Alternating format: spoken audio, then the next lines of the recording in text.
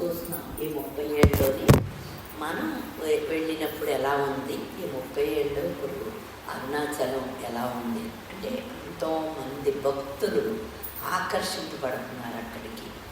అంటే కలియుగంలో మనకి ఎక్కువగా అశాంతి ఉంటుంది, మనసులో అలజడి ఉంటుంది, అశాంతి ఎక్కువగా ఉంటుంది. కాబట్టి మనకి ఒక రూపం ద్వారా మనకి శాంతిని ఆనందాన్ని కలగజేయటం కోసం ఈశ్వరుడు భగవాన్ని అక్కడ కేంద్రంగా పెట్టుకుని, అరుణాచలం కేంద్రంగా పెట్టుకుని భగవాన్ శరీరం ద్వారా భగవాన్ ద్వారా ఈ లోకం అంతా మనకి ఈ టీచింగ్ని అనుగ్రహాన్ని, టీచింగ్ అంటే మనం చెప్పుకునేది, జీవులు చెప్పుకునేది మనసుతో చెప్పుకుంటాం, ఇది అనుగ్రహం కాదు, మననం.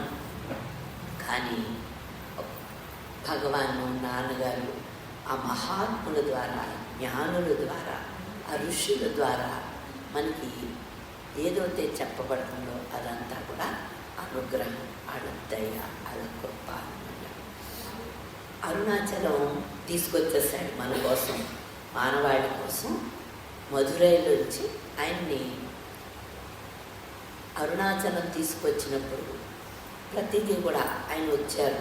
వచ్చిన వెంటనే ఆయన చాలా అతివేగంగా అరుణాచలం గుడిలోకి వెళ్ళి ఆ గుడి అంతా తలుపులు తెరవబడి ఉన్నాయంట. మొత్తం అంతా తెరవబడి ఉందంట. ఎవ్వరూ కూడా అరుణాచలేశ్వరుడి దగ్గర అబ్రాహ్మలు కూడా లేరంట, ఎవ్వరూ లేరంట. ఆయన అరుణాచలం గుడికి లోపలికి ప్రవేశించే ముందు పెద్ద వర్షం వచ్చిందంట. అంటే అనేక సంవత్సరాల నుంచి అరుణాచలంలో అప్పటికి వర్షాలు పట్టలేదంట. కానీ భగవాన్ ఆ క్షేత్రానికి రాగానే ఆ అరుణాచలేశ్వరుడు ఎంత ఆనందంతో ఆయన దేహాన్ని, ఆ భూమిని తడిపాడు. ఆయనకి స్నానం చేయాలనే స్పృహ కూడా లేదు. ఆయన దేహం తడిసింది, భూమి అంతా తడిసింది, భూమి పులకరించింది, ఆయన దేహాన్ని తడిపింది ఆ వర్షం. ఆయన ఆ స్నానంతో అంటే పంచభూతాలు అక్కడ పులకించినవి. పులకించటం వల్ల ఆ భూమి ఆనందించింది. అక్కడ వరుణదేవుడు ఆనందపడి ఆయన కూడా అక్కడ వర్షించాడు. ఇవన్నీ ఏంటంటే ఆయన ఒక మహాత్ముడు. భగవాన్ అంటే మహాత్ముడు. ఈ భూమి ఒక అవతారం తీసుకుని వచ్చాడు. మనకి రాముడు, కృష్ణుడు అవతారాలు అంటాం. నాన్నగారు ఏం చెప్తున్నారంటే రామకృష్ణుడు విష్ణు అవతారం అయితే భగవాన్ కూడా మనకి సుబ్రహ్మణ్యేశ్వర స్వామి అవతారం. ఆ ఈశ్వరుడే సుబ్రహ్మణ్యేశ్వరుడు. ఆ సుబ్రహ్మణ్యేశ్వరుడే మళ్ళీ ఒక దేహం తీసుకుని మనకి టీచింగ్ చెప్పడానికి వచ్చిన అవతారాలు. వాళ్ళు రాముడు, కృష్ణుడు రాక్షస సంహారం కోసం, ధర్మాన్ని స్థాపించడం కోసం వచ్చిన అవతారాలు.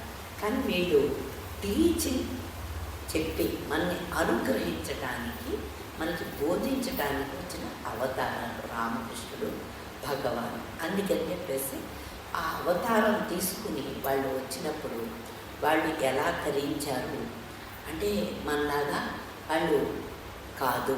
మరణానుభవం ద్వారా ఒక 20 నిమిషాల్లోనే ఆయన ఈ ఆత్మ సామ్రాజ్యానికి చక్రవర్తి అయిపోయాడు. అంటే సాధనలు ఏమీ చెయ్యకుండానే, సాధనల అవసరం లేకుండానే వాళ్ళు ఆ స్థితిని పొంది మనకి ఆ బోధించటం ద్వారా మనకి అనుగ్రహించే దేహం ద్వారా సైలెంట్గా అందించే వాళ్ళకి సైలెంట్గా అందుకోలేని వాళ్ళకి బోధ ద్వారా. ఈ కలియుగంలో బోధ ఎంతో ఎక్కువ అవసరం కాబట్టి మనకి ఎక్కువగా టీచర్ల రూపంలో వాళ్ళు విష్ణువు, శివుడు ఈ భూమి మీదకి వచ్చారనమాట.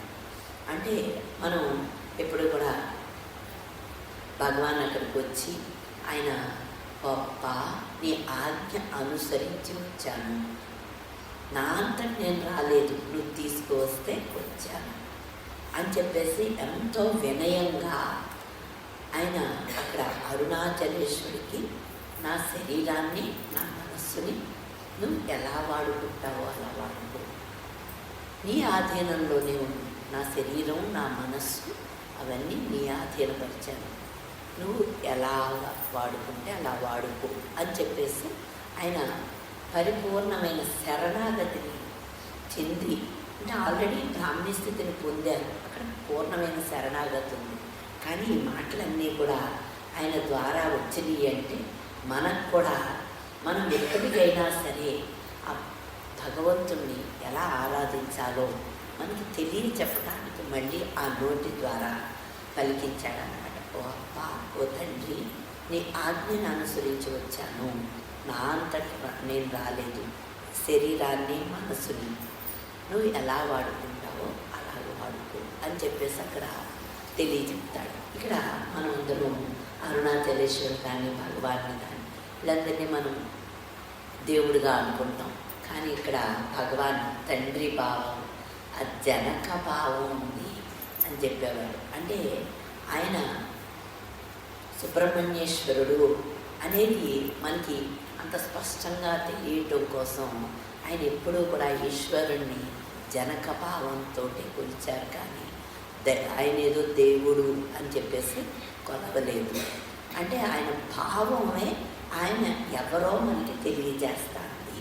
ఆ భావంలో ఉన్నటువంటి ఔన్నత్యం ఏంటంటే ఆయన సుబ్రహ్మణ్యేశ్వరుడి యొక్క అవతారం కాబట్టి ఆ ఈశ్వరుని ఎప్పుడూ కూడా ఆయన ఓ తండ్రి, ఆ జనక భావంతో ఓ తండ్రి నీ ఆజ్ఞను అనుసరించి వచ్చాను అని చెప్పేసి అంత శరణాగతి చెంది మనకి కూడా తెలియజేయడం కోసం ఈ మాటలన్నింటినీ మనకి ఉపయోగపడతాయి. కాబట్టి ఆ ఎలా చెందాలో, మనకి శరణాగతి ఎలా చెందాలో మాట రూపంలో అక్కడి నుంచి ఆయన బోధించడం మొదలుపెట్టారనమాట. అంటే అలా ఔన్నత్యం ప్రతి మాటలోని మనం తెలుసుకోవాలి. కాబట్టి ఆ భగవాన్ నోట్లోంచి వచ్చిన మొదటి మాట అంటే ఆయనకి స్నానం చెయ్యాలి అంటే దేహంతో అప్పటికే విడిపోయారు కాబట్టి ఆ దేహబుద్ధి లేదు కాబట్టి ఆ దేహానికి స్నానం చెయ్యాలి ఇదని అదని ఏమీ లేదు, డైరెక్ట్గా వచ్చేసారు. ఆయన డైరెక్ట్గా ఏ స్థాయిలో ఉన్నారో తెలుసు కాబట్టి, పంచభూతాలకు కూడా తెలుసు కాబట్టి అవే ఆ పంచభూత ఆ వర్షం వరుణదేవుడు ఆయన్ని అనుగ్రహించి ఆయన్ని ఆ దేహాన్నంతా మళ్ళీ శుభ్రపరిచి ఆయన దేహ స్పృహ లేదు, అందుకని వర్షింపచేసి ఆయన వర్షాన్ని వర్షింపచేసి అంతటి మహాత్ముడి భూమి మీదకి వచ్చాడు అని అక్కడ మహాత్ములందరికీ తెలియజేశాడనమాట. వెంటనే ఆయన దర్శనం చేసుకుని కొద్దిసేపు అయిన తర్వాత ఆయన అక్కడ కొద్దిసేపు చాలాళ్ళు ఆ గుళ్ళో ఉంటారు. గుళ్ళో ఉండి ఇక్కడి నుంచి అటు ఆ ప్లేస్ నుంచి ఈ ప్లేసు అలాగ కొన్ని సంవత్సరాల ప్లేస్లో ఉన్నప్పటికీ కూడా ఆయన ఆ గోచి పెట్టుకునేటప్పుడు కూడా ఆ చెరువు దగ్గరికి వెళ్ళి ఆయన మనకి వెళ్తే ఏదైనా డబ్బులు లేకపోతే అలా అనుకుంటాం, ఆయన దగ్గర ఉన్న చిల్లర్ను కూడా ఆ చెరువులో పడేసి ఆ అక్కడే గోచి పెట్టుకున్నారు.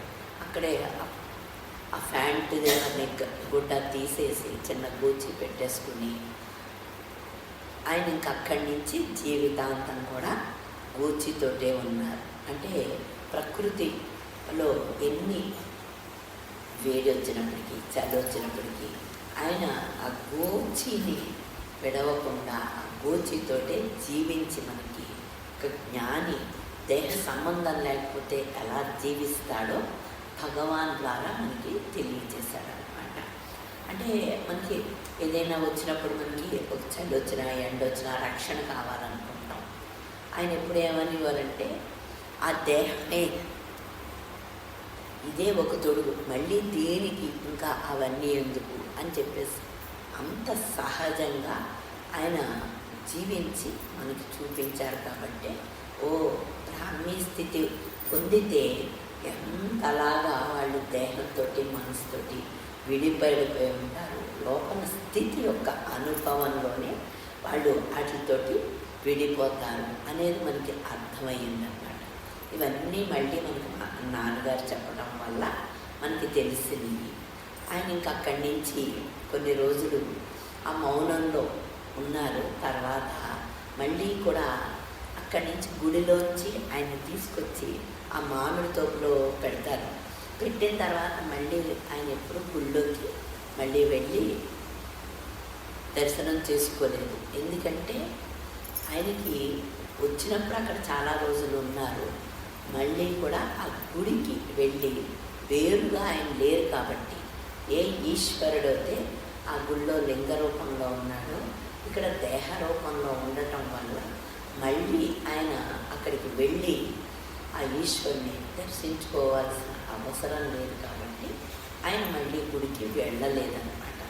అంటే ఆయన ఔన్నత్యం ప్రతి దాంట్లోనే మనకి తెలియజెప్పడానికే ఇవన్నీ మనకి చెప్తా ఉంటారు. ఇంకా భగవాను మనందరికీ ఆయన అరుణాచలం వచ్చారు అంటే బోధించడానికి వచ్చిన రోజు కాబట్టి సెప్టెంబర్ 1ని మనం అందరూ కూడా జాగ్రత్తగా సెప్టెంబర్ 1 అనగానే భగవాన్ అరుణాచలం వచ్చిన రోజు అంటే ఆయన మధురైలో ఉన్నప్పుడు, మనకి తిరుచల్లో ఉన్నప్పుడు ఆయనతోటి ఎక్కువ అనుబంధం లేదు. ఎప్పుడైతే అరుణాచలం తీసుకొచ్చి ఆయన్ని ఈ ప్రపంచవ్యాప్తంగా అందరికీ ఓపెన్ చేశాడో భగవంతుడు ఆయన దేహం ద్వారా అనుగ్రహాన్ని, అప్పటి నుంచి మనకి ఎక్కువగా ఆయనతోటి మానవాళికి ఎక్కువగా ఆయనతోటి అనుబంధం వచ్చింది కాబట్టి ఈ రోజుని స్పెషల్గా మనం చేసుకుంటూ ఉంటాం అన్నమాట.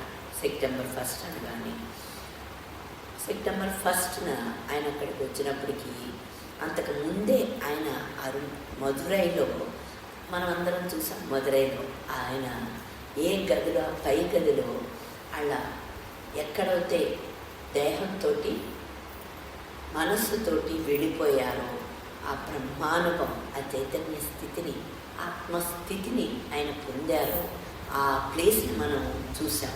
అందుకని చెప్పేసి ఏంటంటే మనందరికీ, నాన్నగారు భక్తులందరికీ ఆయన అరుణాచలం వచ్చి సాధన చేసి పొందలేదు. ఆయన బ్రహ్మానుభవాన్ని, ఆత్మస్థితిని మధురైలోనే పొంది ఇక్కడికి వచ్చారు అనే స్పష్టత మనందరికీ ఉంది. ఎందుకంటే నాన్నగారు మనకి అంత వివరంగా చెప్పడం వల్ల ఆ డెత్ ఎక్స్పీరియన్స్ గురించి మనకి ఆ మాతృమూర్తేశ్వర ఆలయంలో పెద్ద బోర్డు పెడతారు.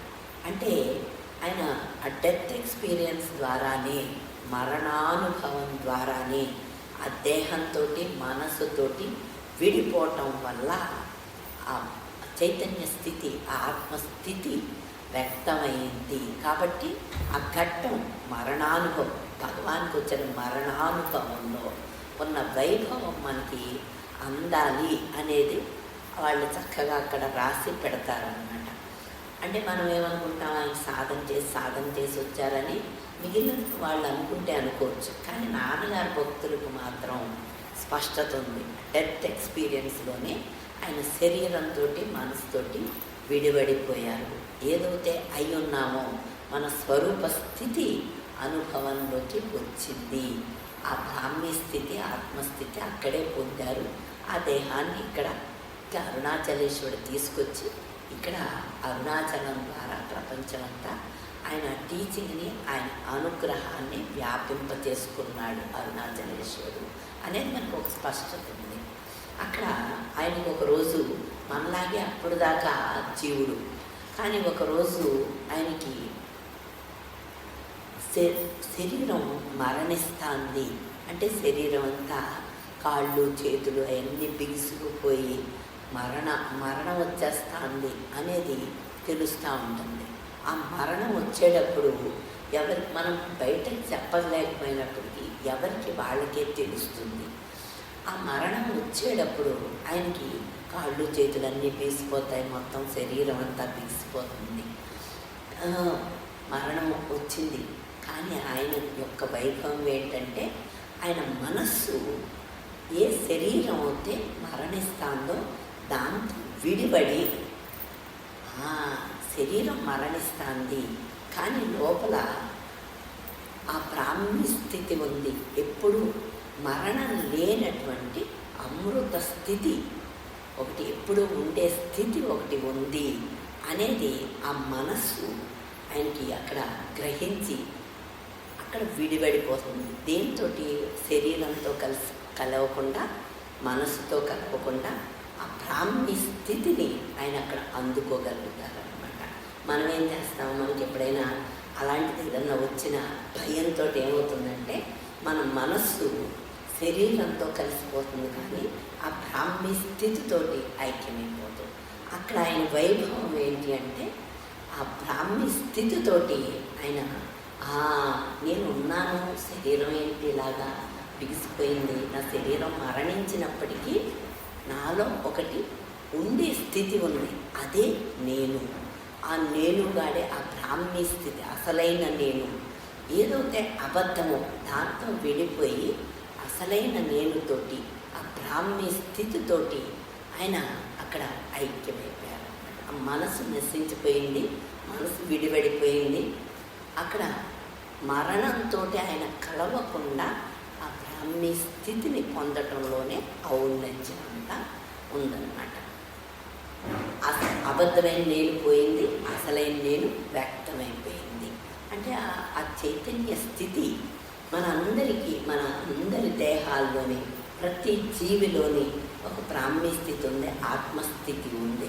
అది మనకి అందుబాటులో లేకపోయినప్పటికీ, అది ఉంది అని మనకి తెలియకపోయినప్పటికీ, అది ఉండటం ద్వారానే మనం ఈ భూమి మీద ఈ శరీరం ద్వారా నడుస్తున్నాం, అన్ని పనులు చేసుకుంటున్నాము. అంటే కనుక ఒక స్థితి, ఆత్మస్థితి, ఆ చైతన్య స్థితి అనేది అందరిలోని ఉంది.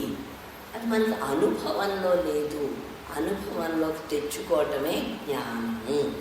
ఆయనకు అక్కడ ఆ బ్రాహ్మీ స్థితితోటి తాదాప్యం వచ్చేసింది. శరీరం మనసుతోటి ఏదైతే అబద్ధమో ఆ శరీరంతో ఆ మనసుతోటి విడిపడిపోయాడనమాట. ఆయన ఆ విడిపడిపోవటంలోనే ఔన్నత్యం అంతా. ఇప్పుడు మనకి బ్రాహ్మీ స్థితి ఉందని చెప్తున్నాడు భగవంతుడు. అదే మూలం రా.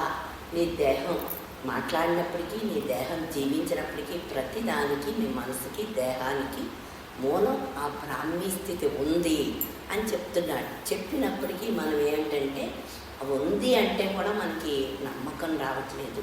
ఎందుకు రావట్లేదంటే మన మనసులో ఉన్న కల్మషం వల్ల ఆ బ్రాహ్మీ స్థితి ఉంది అనేది మనకి ఉంది అని గురువు చెప్పినప్పటికీ మనకి అది అందుబాటులోకి ఎందుకు రావట్లేదయ్యా అంటే మన మనసులో ఉన్న కల్మషం వల్ల మనకి ఉంది అనేది కూడా తెలియట్లేదు. అనుభవంలోకి రాకపోయినప్పటికీ అది ఉంది అని కూడా మనం గుర్తించలేకపోతున్నాం అన్నమాట. అంటే మన మనస్సు పవిత్రం అవుతేనే అది ఉంది అని గుర్తిస్తాము.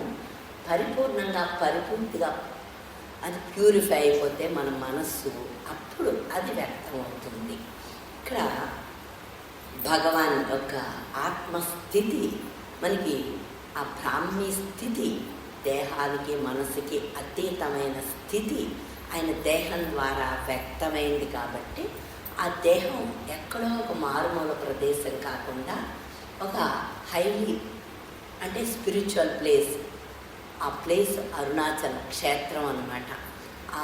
ఇప్పుడు అన్ని క్షేత్రాల్లోని ఎందుకయ్యా అంత వైభవం అంటే ఏదో ఒక శరీరం ద్వారా ఆ క్షేత్రంలో ఆయన జీవించి ఉండటం వల్ల వ్యక్తమైన దేహాల ద్వారా ఆ క్షేత్రం యొక్క వైభవం పెరుగుతూ ఉంటుంది.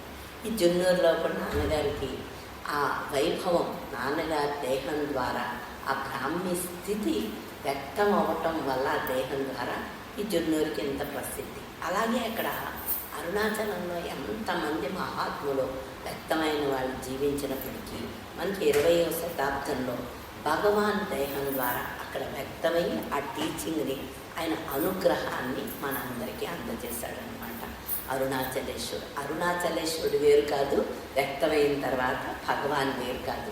అలాగే ఇక్కడ నాన్నగారి దేహంలో ఆ బ్రాహ్మీ స్థితి వ్యక్తమైన తర్వాత ఎప్పుడూ కూడా భగవాన్ వేరు, అరుణాచలేశ్వరుడు వేరు, నాన్నగారు వేరుగా ఏకస్థితిని వాళ్ళు పొందారు. ఆ బ్రాహ్మీ స్థితే ఏకస్థితి. అది అక్కడ ఔన్నత్యం, అక్కడ గొప్పతనం అన్నమాట.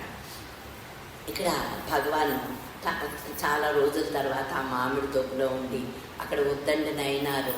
ఆయన సేవిస్తాడు కొన్నాళ్ళు, తర్వాత ఆయన వెళ్ళిపోతాడు. ఏదో పని మీద ఆయన వెళ్ళిపోవాల్సి వస్తుంది, ఇంటి దగ్గరికి వెళ్ళిపోతాడు.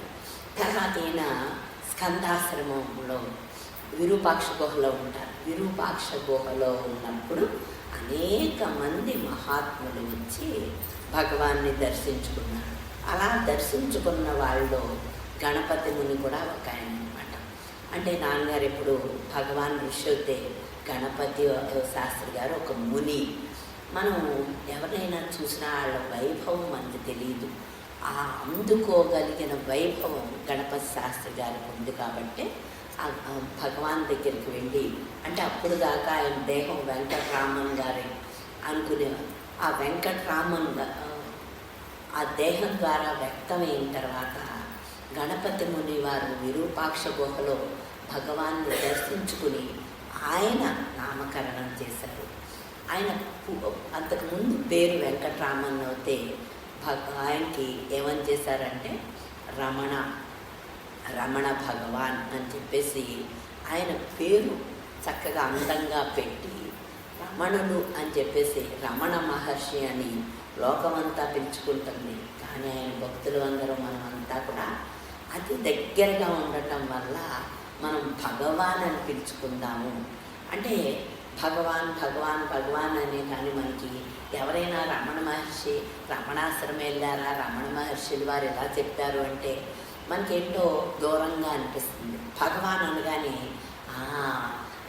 అత్యంత దగ్గరగా అనిపిస్తుంది. ఎందుకంటే మనకి ఆ పేరుతోటి ఆయన దేహంతో ఆయన రూపనామాలతోటి అంత అనుబంధం ఏర్పడిపోయిన వల్ల భగవాన్ అని పిలుచుకోవటమే మనకు అలవాటైపోవటం వల్ల రమణ మహర్షి వారు ఇది చెప్పారంట కదా, రమణ మహర్షి అది చెప్పారంట కదా అంటే మనకి అది అంతగా నచ్చదు.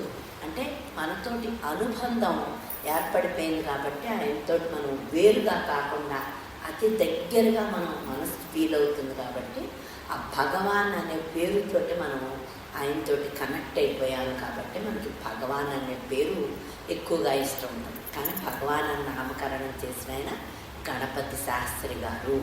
రమణ మహర్షి అని పేరు పెట్టి మనందరికీ భగవాన్ అని పేరుతోటి ఆ అనుబంధాన్ని కలిపి భగవాన్ యొక్క ఔన్నత్యాన్ని గణపతి శాస్త్రి గారు మొదటిసారిగా గుర్తించి ఆ పేరును పెట్టి ఆయన యొక్క టీచింగ్ని కూడా అంతకుముందు తల్లికి చెప్తారు. అక్కడ శరణాగతి భావంతో చెప్తారు.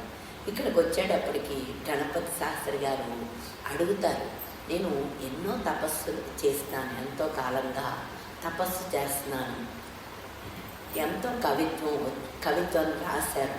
ఆయన సంస్కృత కవి, ఎన్నో ఆయనకి వైభవం ఉంది. ఆయన ఎంతోటో గొప్ప సంఘ సంస్కర్త అయినప్పటికీ, సంస్కృతంలో పాండిత్యం ఉన్నప్పటికీ, అనేక గ్రంథాలు రచించినప్పటికీ, ఎన్నో గొప్ప లక్షణాలు గొప్ప వైభవాల దేహంలో ఉన్నప్పటికీ ఆయనకి ఏమవుతుందంటే ఆయనకి లోపల ఆ ఉన్నది అందుబాటులోకి రాదనమాట. అందుకని చెప్పేసి భగవాన్ చూడగానే ఇంకొక్కసారిగా ఆ లోపల స్ఫురణ వస్తుంది. ఆ స్ఫురణతోటి భగవాన్ని అడుగుతారు, ఎన్నో చేశాను, ఎన్ని చేసినప్పటికీ నాకు ఆ లోపల నుంచి ఆయనతోటి కనెక్షన్ రాదనమాట. ఆ వైభవం ఆయన అందుకోలేకపోతారు. అందుకని భగవాన్ సమక్షంలో అది టచ్ అవుతుంది కాబట్టి ఆయన్ని అడుగుతారన్నమాట.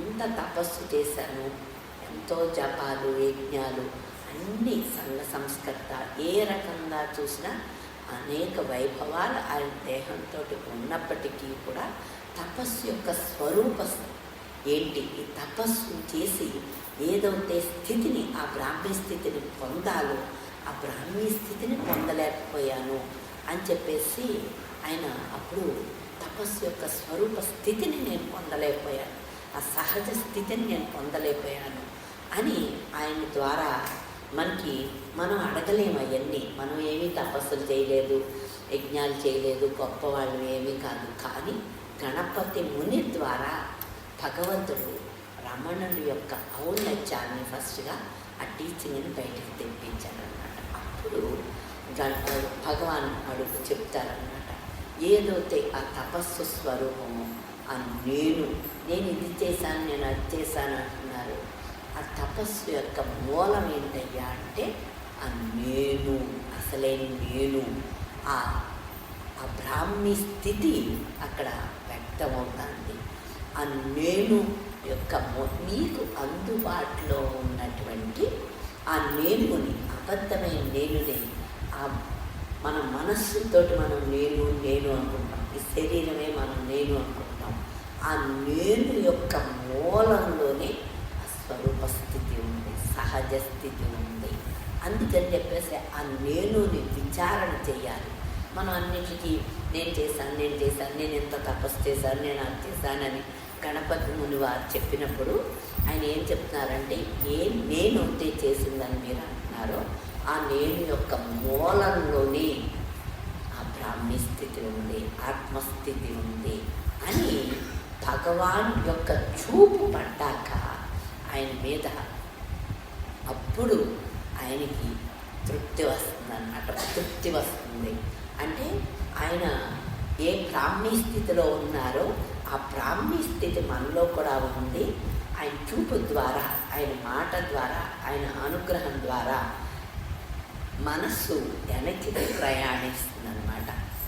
అంటే వెనక్కి చేయటానికే ఈ లోకంలో మన మనసు అప్పుడు దాకా మన చూపు ఎటువైపు ప్రయాణిస్తుంది, బాహ్యంగా ప్రయాణిస్తూ ఉంటుంది. అటువంటి బాహ్యంగా ప్రయాణించే మన మనస్సుని లోపలికి తిప్పటానికే భూమి మీదకి వచ్చాడు. కాబట్టి భగవాన్ యొక్క చూపు ద్వారా, ఆయన అనుగ్రహం, ఆయన మాట ద్వారా అనుగ్రహం, అప్పుడు ఆయనకి గణపతి ముని వాళ్ళకి ఆ లోచూపు కలుగుతుంది అన్నమాట. ఆ లోపల వైపుకి చూడటం, ఆ దృష్టిని మరులుస్తాడు ఆయన. అప్పుడు ఆయన సంతోషించి ఇంకా అక్కడి నుంచి కూడా భగవాన్ తోటి ఆ సత్పురుషులు సమక్షంలో జీవించటం వల్ల మాత్రమే దృష్టి కలుగుతుంది, ఆ వస్తువు వ్యక్తమవుతుంది. కాబట్టి ఆయన మహానుభావుడు కాబట్టి గణపతి ముని ఆయన్ని పెట్టుకుని జీవించడం మొదలు పెడతారనమాట. అంటే ఆయనలో ఎంతో ఔన్నత్యం ఉంది కాబట్టి ఆయన ద్వారా మనకి టీచింగ్ అంతటి గణపతి ముని వారి ద్వారా అడిగించారు. ఆయన ద్వారానే ఈ నేను గురించి టీచింగ్ స్టార్ట్ అయిందనమాట. ఆ టీచింగ్లో ఉన్న ఔన్నత్యం, ఆయనలో భగవాన్లో ఉన్న ఔన్నత్యము మనకి తెలియజేశారు. కాబట్టి నాన్నగారు ఎప్పుడు కూడా గణపతి శాస్త్రి వారికి ఆయన మనం ఎప్పుడు కూడా రుణపడి ఉన్నాము అని చెప్పేసి మనం ఈరోజు సెప్టెంబర్ 1 వచ్చింది అంటే భగవాన్తో పాటు గణపతి శాస్త్రి గారిని కూడా మనం గౌరవించి ఆయన కూడా నమస్కరించి ఆయన పట్ల కూడా మనం ఎప్పుడు కృతజ్ఞతతో ఉండాలి అని చెప్పేవారు.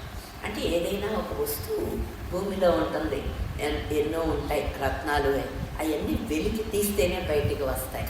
అలాగే భగవాన్ యొక్క స్థితిని కానీ, ఆ భగవాన్లో ఉన్న బోధని కానీ మనకి లోకానికి అందించారు. కాబట్టి గణపతి శాస్త్రి గారు మనకు అందించినందుకు ఎప్పుడు కూడా గణపతి శాస్త్రి గారికి మనం రుణపడి ఉన్నాం. అలాగే ఈ నేను గురించి భగవాన్ మనకి ఎందుకు చెప్పారు అంటే కనుక, మనం ఎక్కువ ఇప్పుడు గణపతి శాస్త్రి గారు అంటే అంత సంస్కృతం నేర్చుకున్నారు, అంత తపస్సులు చేశారు, అనేక గ్రంథాలు చదవగలిగిన శక్తి, అంత సంఘాన్ని ఉద్ధరించగలిగిన శక్తి అన్నీ ఆయనకున్నాయి. మనం అతి సామాన్యులమైనప్పటికీ కూడా వాళ్ళు సత్పురుషుల యొక్క శక్తి అనంతంగా ఉంటుంది. కాబట్టి మనం సామాన్యులమైనప్పటికీ కూడా మన మనస్సుని వెనక్కి తిప్పగలిగినటువంటి శక్తి భగవాన్కి ఉంది. కాబట్టి అంత అనుగ్రహించే శక్తి ఉంది. కాబట్టి భగవాన్ ద్వారా మనందరికీ ఈ నేను గురించి తెలుస్తానన్నమాట. నీకు నేను గురించి ఎక్కువ ఏమి ఇబ్బంది లేదు. అసలైన భగవంతుడు నీ లోపల ఉన్నాడు, అంతర్యామిగా ఉన్నాడు, ఆ ఈశ్వరుడే ఉన్నాడు, ఆ కృష్ణుడే ఉన్నాడు, బ్రాహ్మీ స్థితిలో ఉన్నాడు, అసలైన నేనుగా ఉన్నాడు అని చెప్పినప్పుడు నీకు అందట్లేదనుకో, నువ్వే కంగారు పడకు.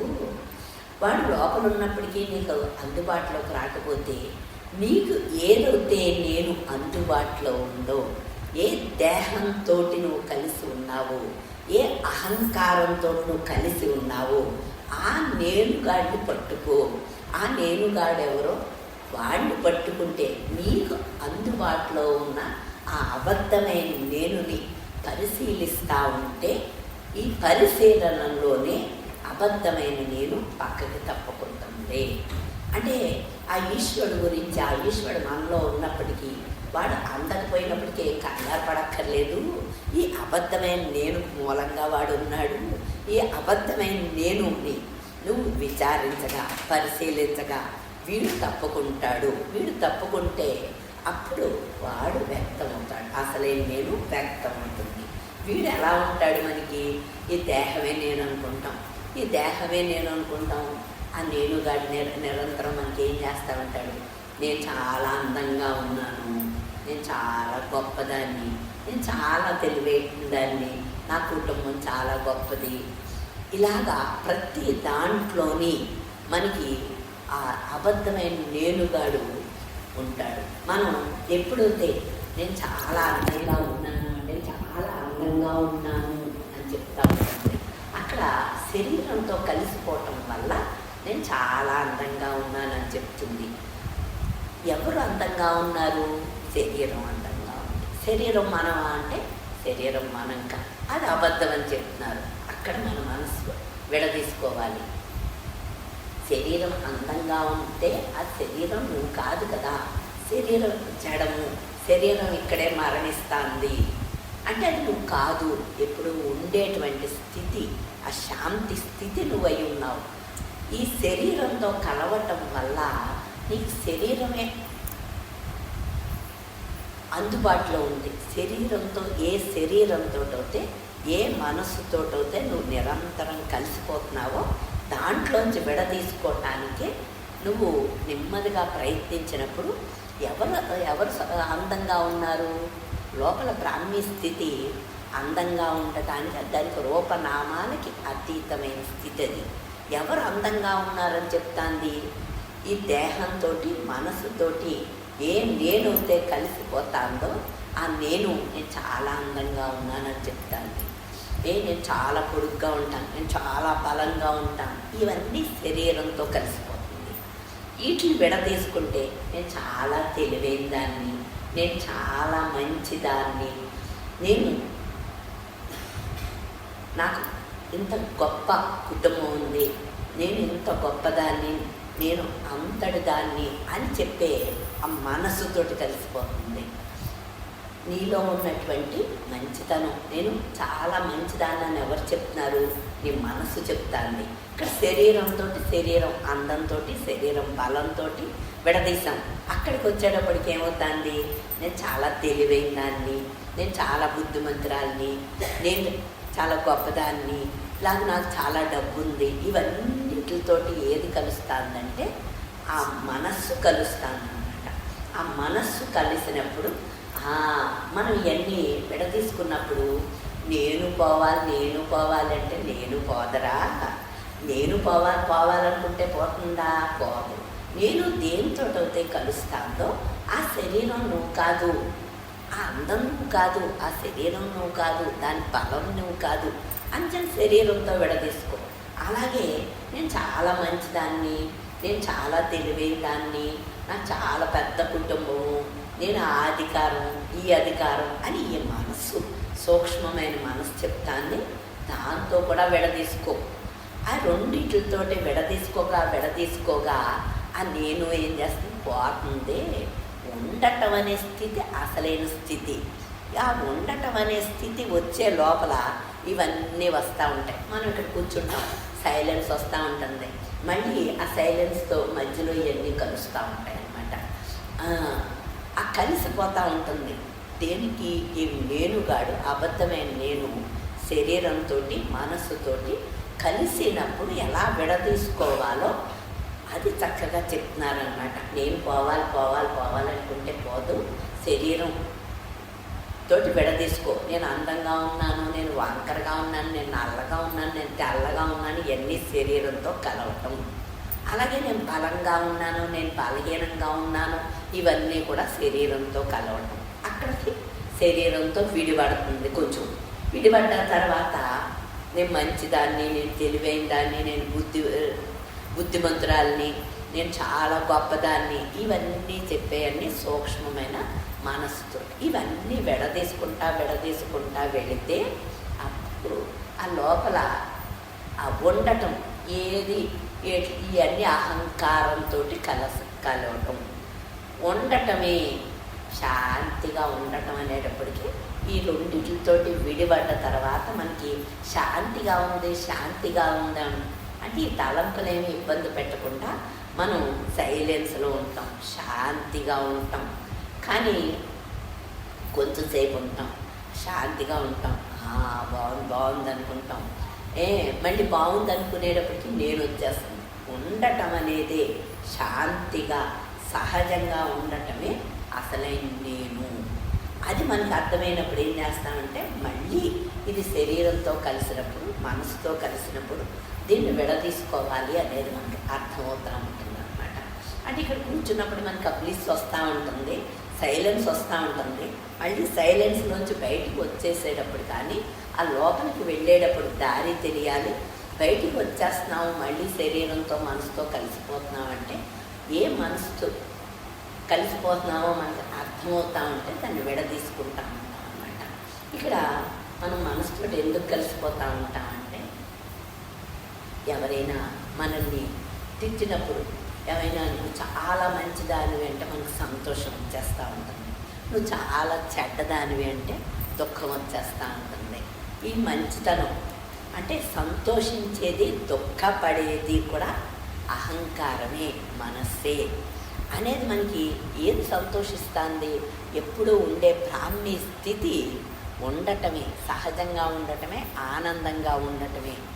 దాంతో కాకుండా మనం మన మనస్సుతోటి, మన జీవలక్షణాలతోటి, మన అహంకారంతో కలిసిపోవటం వల్ల మనం ఎవరైనా మన పొగిడితే, మన ఎవరైనా తిడితే వాటితోటి కలిసిపోతున్నాము అంటే మనం సహజంగా ఉండట్లేదు, దేహంగా ఉంటున్నాము, మనసుగా ఉంటున్నాము అని మనకు అర్థం అవ్వాలన్నమాట. మన పరిశీలనలో మనకు అర్థం అవ్వాలి. ఎవరన్నా పొగిడిన వెంటనే మనం సంతోషపడిపోతా అంటే ఎవరు సంతోషపడుతున్నారు?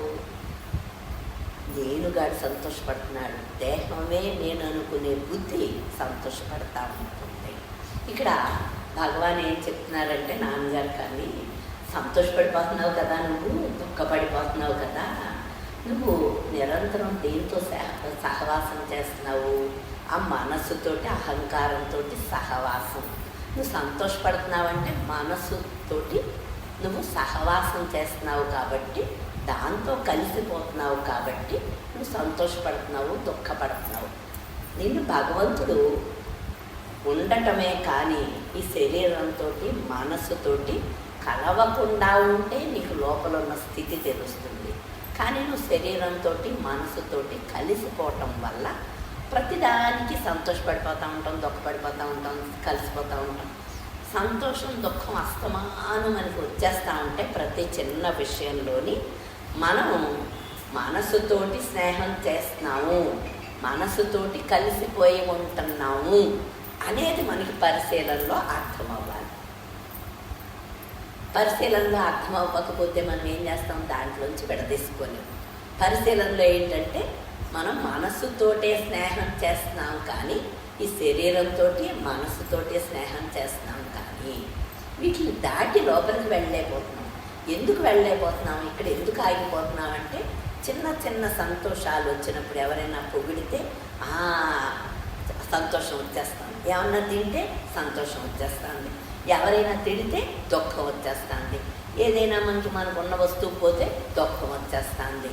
అంటే ఏ మనసుతోటైతే కలవకూడదు అని చెప్తున్నాడో భగవంతుడు, ఏ మనసు అయితే అబద్ధం అని చెప్తున్నాడో ఆ మనసుతోటే మనం నిరంతరం కలుస్తున్నాము.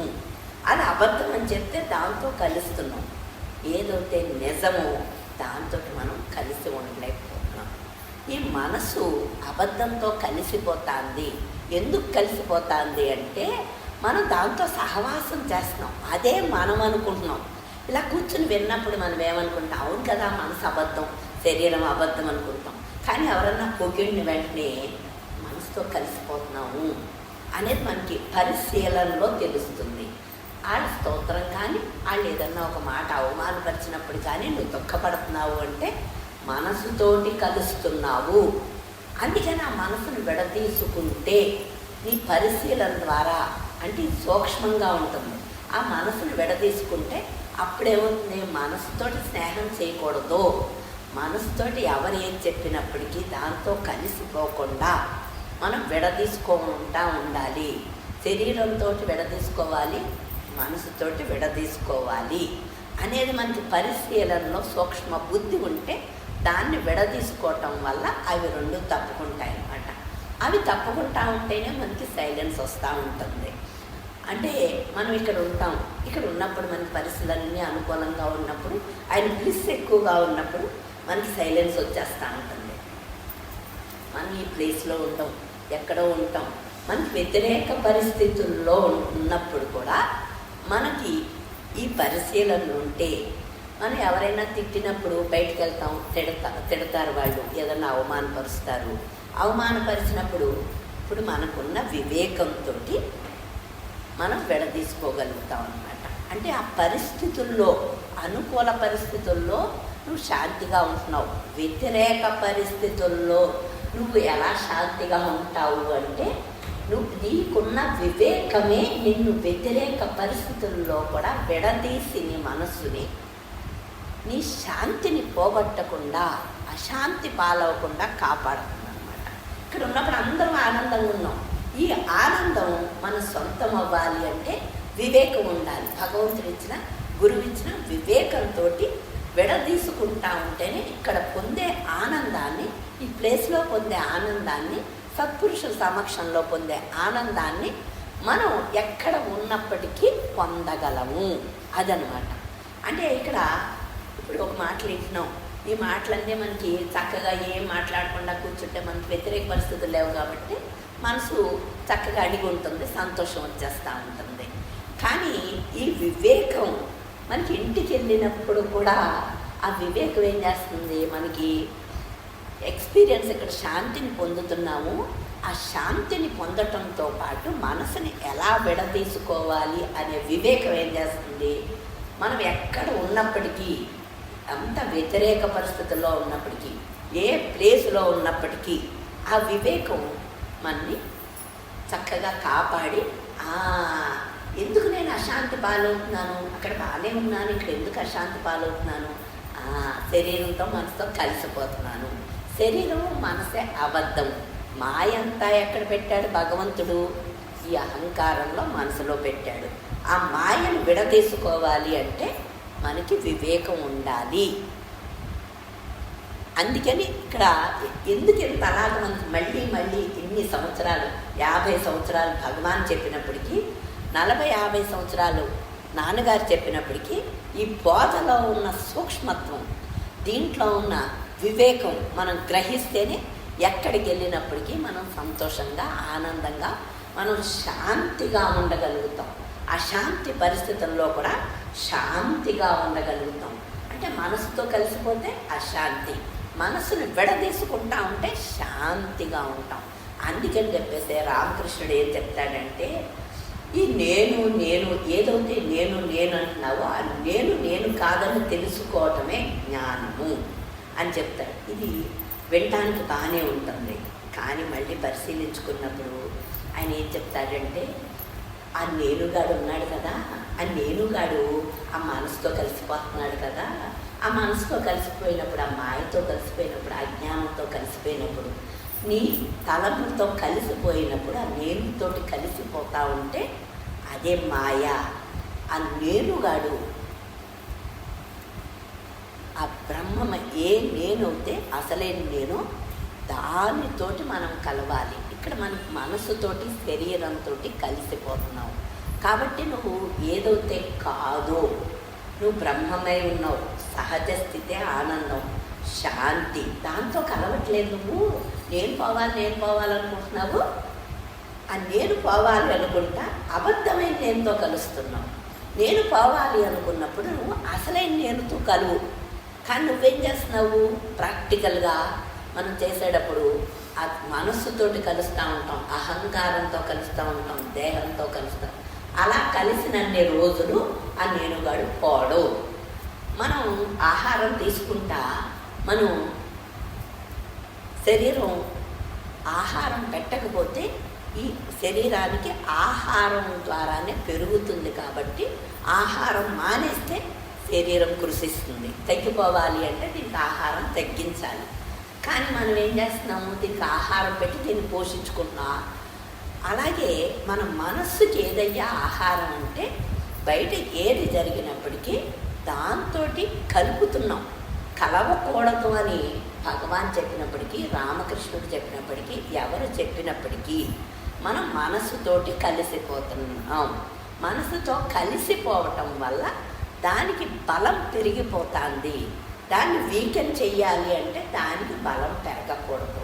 నీ రూపనామాల్ని దాని అన్నిటిని దాంతో కలవకుండా అది మాయ, అది అబద్ధము అనుకుని పరిశీలించుకుని, అబద్ధంతో కలిసిపోతున్నావేంటి అసమానం, ఏదైతే లేదో, ఏదైతే అజ్ఞానం, ఏదైతే దుఃఖమో దాంతో కలుస్తున్నాము అనేది మనకి బాగా పరిశీలనలో సూక్ష్మ బుద్ధిలోనే అది వెడిపడుతుంది. ఇక్కడ రామకృష్ణుడు చక్కగా నేనుతో కలిసిపోతున్నావు కదా, నువ్వు శరీరంతో మనసుతో కలిసిపోతున్నావు కదా, అదెందుకు పోతుందరా, అది పోదు. నువ్వు తానుగా ఉండటం నేర్చుకో. దేంతో కలవకుండా తానుగా ఆ ఉండటం అనే స్థితిని తానుగా ఉంటే ఈ నేను గడిపోతాడు. నువ్వు అసమానం మనసుతో కలిసిపోతావు అంటే అది పోదు అని చక్కగా విడదీసి చెప్తున్నారనమాట. అంటే మనం ఈ శరీరం అందంగా ఉంది, నేను తెలివైన దాన్ని, నేను అదృష్టవంతురాన్ని, నేను అది, ఇవన్నీ శరీరానికి మనసుకి వచ్చే ఆ నేను, ఆ రెండిటితోటి కలిసిపోయి ఉండటం వల్ల ఈ థాట్స్ అన్నీ వస్తాయి, ఈ తలంపులన్నీ వస్తాయి. ఈ తలంపుల్లోంచి విడదీసుకోవాలి అంటే ఈ తలంపులన్నీ అబద్ధం అనుకుంటున్నాం. మనం అబద్ధమేంది కానీ ఎందుకు కలిసిపోతున్నాము, అది నిజం అనుకుంటున్నాం, కలిసిపోతున్నాం. ఈ తలంపులన్నీ మూట, ఈ తలంపుల మూట మన అలవాట్ల యొక్క మూట, మన ఆలోచనల యొక్క మూటే జీవుడు. ఇంకెక్కడి నుంచో జీవుడు అంటే ఈ నేనుగాడంటే ఎక్కడి నుంచో రాలేదు. మన అలవాట్లు అన్నీ కూడా ఒక మూట కడితే, మన తలంపులన్నీ ఒక మూట కడితే ఆ మూటే మన ఆలోచనలు, మన తలంపులు, మన అలవాట్లే జీవుడు.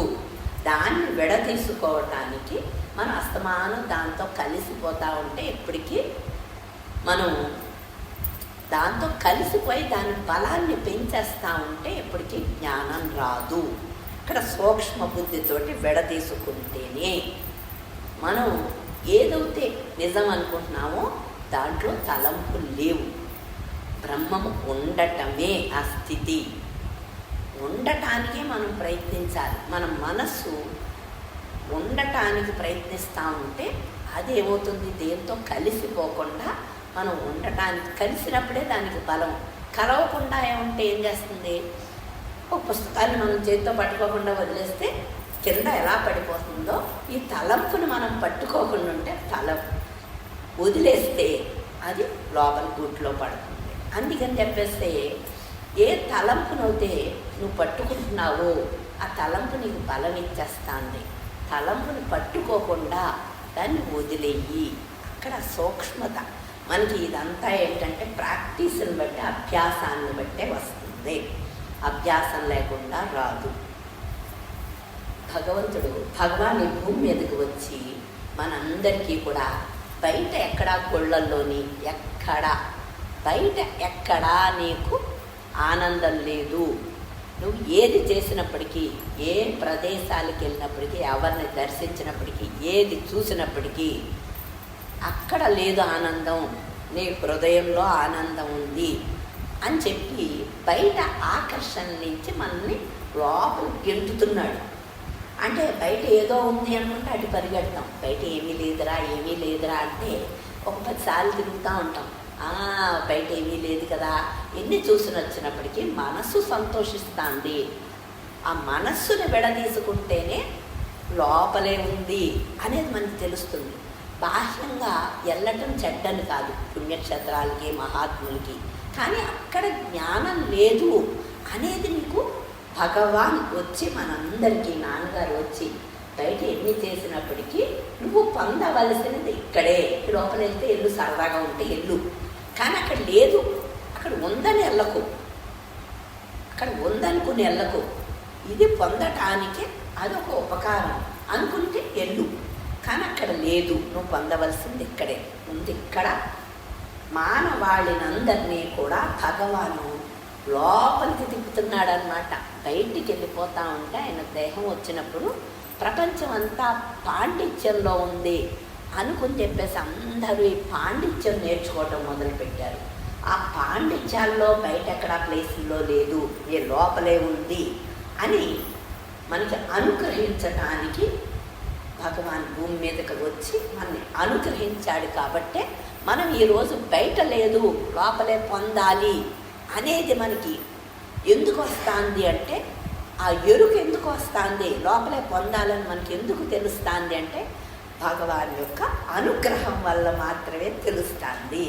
అది అన్నమాట భగవాన్ యొక్క గొప్పతనం. అది బయట నువ్వు ఎన్నాళ్ళని ఎతికినా, ఎన్ని జన్మల్ని ఎతికినా దొరకదు. లోపల తిట్టడం మొదలుపెట్టరా, ఏదో సరదాగా ఉంటుంది చూసిరా ఒకసారి, 10 సార్లు వెళ్ళు. ఎప్పుడు వెళ్తావు? నీ దేహం సహకరించినప్పుడు వెళ్తూ ఉంటావు. అక్కడ ఏదో ఉందనుకుని వెళ్తావు, అక్కడ లేదు లేదు నీలోనే ఉంది అని చెప్పినప్పుడు మనం నెమ్మదిగా ఏం చేస్తాము, నెమ్మదిగా లోపలికి తిరుగుతూ ఉంటాం. ఇప్పుడు మనం బాహ్యంగా ఏదన్నా పని చేయాలనుకున్నప్పుడు మనకి బద్ధకం కదా, ఎవడన్నా చేస్తాడేమో అని అటు చుట్టూ తిరుగుతాం. అది చెయ్యడు అని తెలిసిన తర్వాత ఆ పని మనమే చేసుకుంటాం. ఎవళ్ళు చెయ్యని పని మనమే చేసుకోవాలి అనే గ్రహింపుకు వచ్చినప్పుడు మనమే చేస్తాం, ఎవరి మీద ఆధారపడం. అలాగే మనకి బాహ్యంగా ఎక్కడా లేదు అనేది మనకు అంత స్పష్టత ఇచ్చాడు అంటే భగవాన్ అనుగ్రహం మన మీద బలంగా ఉంది అనేది మనకు తెలుస్తుంది. బయట ఎక్కడికి వెళ్ళినప్పటికీ మనం అస్మానం ఈ తీసుకోవటంలో కొంచెం మనకి ఉక్కిరిబిక్కిరవుతూ ఉంటాం.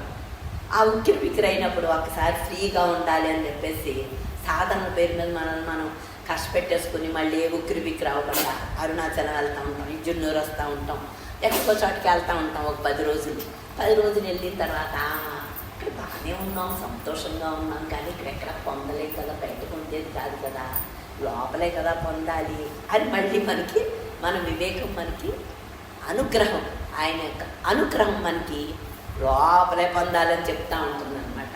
అప్పుడు మళ్ళీ ఏం చేస్తాము, లోపలే పొందాలి కదా, అంటే లోపలికి వెళ్ళటానికి మనం ఎందుకు వెళ్ళలేకపోతున్నాము, ఈ శరీరం ఈ మనస్సు నిజం అనుకుంటున్నాం. ఈయన ప్రపంచం అబద్ధం అనేది నాన్నగారి దగ్గరికి వచ్చిన తర్వాత ప్రపంచం అబద్ధము, ప్రపంచంలో అందరూ భక్తులందరూ కూడా ప్రపంచం అబద్ధము అనేది బాగా నిర్ణయమైంది. అంతేని మన మనస్సు బయటికి వెళ్ళట్లేదు. అలాగే మనసు బయటికి వెళ్ళకపోయినప్పటికీ లోపలికి కూడా వెళ్ళట్లేదు. లోపలికి వెళ్ళలేక మనం ఉక్కిరిబిక్కిరి అవుతున్నాం. ఆ ఉక్కిరిబిక్కిరి అవ్వటంలో భగవాన్ మనకి ఇంత కృపను చూపిస్తున్నాడు. నువ్వు నిరంతరం నీ దేహం గురించి, నీ దేహం అందము, దేహం బలము, దేహానికి ఉన్న సంపదలు, నీ మనసుకున్న నేను చాలా మంచి గుణాలు ఉన్నాయి, నాకు నేను చాలా బుద్ధిమంతురాలు, నేను చాలా తెలివైందని అనుకుంటున్నావు. ఈ నేనుగాడే అడ్డం రా, ఈ మనస్సే అడ్డం. ఏ నేనవుతే నువ్వు చాలా మంచిదాన్ని అనుకుంటున్నావు, ఏ నేనవుతే నువ్వు తెలివైన దాన్ని అనుకుంటున్నావు, ఆ నేనుగాడే అడ్డము. దీంతో కలవకు, దీంతో కలవకు, మనసుతో కలవకు, మనసుతో స్నేహం చేయటం మానేది. మనకి ఇంట్లో మనకి పుస్తకాలన్నీ నాన్నగారు కూడా ఎవరైనా సరే దుర్మార్గులు ఉంటే, దుష్టులుంటే స్నేహాలు చెయ్యొద్దు అంటే మనం వెంటనే మానేస్తాం. వాళ్ళతో స్నేహం చేయకూడదు, చేస్తే పాడైపోతాము అనే వివేకాన్ని మనకి గురువులు, ఈ సద్గల్ పట్టణాలు, మన ఇంట్లో వాళ్ళు అందరూ చెప్పటం వల్ల అది వింటాం. విని బయట చెడు స్నేహాలు మానేస్తాం. కానీ ఇక్కడికి వచ్చేటప్పటికి మనం ఏదైతే మనం అనుకుంటున్నామో, ఏ దేహం అయితే మనం అనుకుంటున్నామో, ఏ మనసు అయితే మనం అనుకుంటున్నామో దాంతో స్నేహం వదిలేయాలి అనేటప్పటికీ మనకు కొంచెం ఉక్కిరిబిక్కిరి అవుతూ ఉంటాం.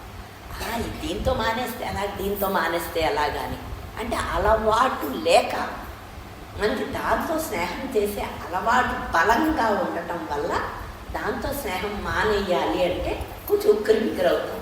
అప్పుడు దేంతో స్నేహం చేయాలి, మనం మనసుతో స్నేహం చేయకూడదు. ఎవరితో స్నేహం చేయాలి అంటే భగవంతుడి యొక్క రూపనామాలు. అక్కడ మనకి రూపం ఉంది, ఇది అబద్ధం. కృష్ణుడి రూపం ఉంది, భగవాన్ రూపం ఉంది, నాన్నగారి రూపం ఉంది. ఆ రూపాలు మనకేమి, ఆ రూపనామాలు మనకి సత్య స్వరూపాలై సత్యం వైపుకి తీసుకెళ్లే రూపనామాలు. అందుకని వాళ్ళ రూపంతో మనకి అనుబంధం, వాళ్ళ నామంతో అనుబంధం బలంగా వస్తూ ఉంటే అది సత్యము. మన దేహం మన మనసు అబద్ధము, అది నిజము అని మనకి బాగా స్పష్టత వచ్చినప్పుడు మన శరీరంతో మన మనసుతోటి మనం వదిలేసి భగవంతుడి రూపంతో భగవంతుడు యొక్క నామంతో అది సత్యము, ఇది అబద్ధము, అది సత్యము అని మనం ఎప్పుడైతే గ్రహిస్తామో ఇదే మాయ, అది సత్యం, అది ట్రూత్, ఇది మాయ.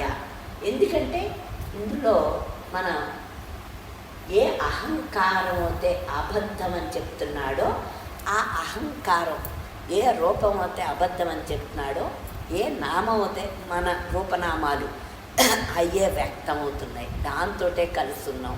కానీ అక్కడ బ్రాహ్మీ స్థితి వ్యక్తమైంది భగవాన్ కానీ నాన్నగారు కానీ. అందుకని అది సత్యస్వరూపం. ఆ రూపనామాలను పెట్టుకోవాలి. ఈ రూపనామాలు అబద్ధము అంటే ఎంత స్పష్టత ఉండాలి అంటే మనకి ఈ అబద్ధము ఇది అనుకుని మనం జీవించటం మొదలుపెట్టి అది నిజము, ఇది అబద్ధము అని మన బుద్ధి నిర్ణయించుకుని ప్రతిదానికి మన మనస్సుతోటి స్నేహం చేయటం మానేసి భగవంతుడు ఏది చెప్పాడో, అంటే మనస్సుతోటి స్నేహం అంటే లోపల నుంచి మనకు అలవాటు ఉందనుకోండి, ఆ అలవాటు ఏం చేస్తుందంటే అలవాటు యొక్క వేగం వల్ల మనస్సు ఏదైతే అబద్ధమో అదే నిజం అనుకుంటున్నాం మనం, అదే మాయ. ఏదయ్యా మాయ అంటే ఏదైతే అబద్ధమో దాంతో కలిసి ఉండటమే మాయ. ఇక్కడ అజ్ఞానం ఏదయ్యా అంటే మన మనసే, మాయ ఏదంటే మన మనసే. మనకి వచ్చే ప్రతి తలంపు కూడా మాయే. మనకు వచ్చే ప్రతి తలంపుతోటి మనం కలిసిపోతే మనసుతోటి స్నేహం చేసేస్తున్నాము, మనసుతో కలిసిపోతున్నాము, అజ్ఞానం పెంచేసుకుంటున్నాము అనే మనకి వివేకం ఉండాలి. అప్పుడు ఈ తలంపుల మూటే మనస్సు. స్థూలంగా మనం చెప్పుకున్నప్పుడు శరీరాన్ని చెప్పుకుంటాం, సూక్ష్మంగా చెప్పుకున్నప్పుడు మనసుని చెప్పుకుంటాం, ఇంకా సూక్ష్మంగా చెప్పినప్పుడు తలంపుల మూట, మన అలవాట్ల మూట, మన ఆలోచనల మూటే జీవుడు. అందుకని మనం ఏం చేయాలంటే మనకి లోపల ఉన్నది వ్యక్తం అవ్వాలి అంటే, మనకి అస్తమానం మన మనసుతో స్నేహం తగ్గించుకోవాలి అంటే మన అలవాట్లలోంచి మనం బయటికి రావాలి. నిప్పు ఆర్పేయాలి అంటే మన ఇంట్లో వాళ్ళు పుల్లలన్నీ తీసేస్తే అది ఆగిపోతుంది అని చెప్తారు. మనం శుభ్రంగా పుల్లలు తీసేస్తాం, అది ఆరిపోతుంది. నీళ్ళు చల్లకపోయినా సరే పుల్లలు తీసేస్తే మంట ఆరిపోతుంది అనేది మనకి పొయ్యిలో పుల్లలు తెలుసు. అలాగే మన మనస్సు ఎందుకు దాంతో స్నేహం చేస్తున్నాము అంటే అది బలంగా దాంతో అదే మనం అనుకుంటున్నాం కాబట్టి ఈ అలవాట్లు వేగం అదే మనం అనుకునే బుద్ధినిస్తాను. అందుకని చెప్పేసి మనం అలవాట్లలోంచి బయటికి రావాలి. ఏ తలంపులు అయితే వస్తున్నాయో ఆ తలంపులన్నీ ఈ అలవాట్లు నీకు వ్యక్తపరుస్తూ ఉంటాయి.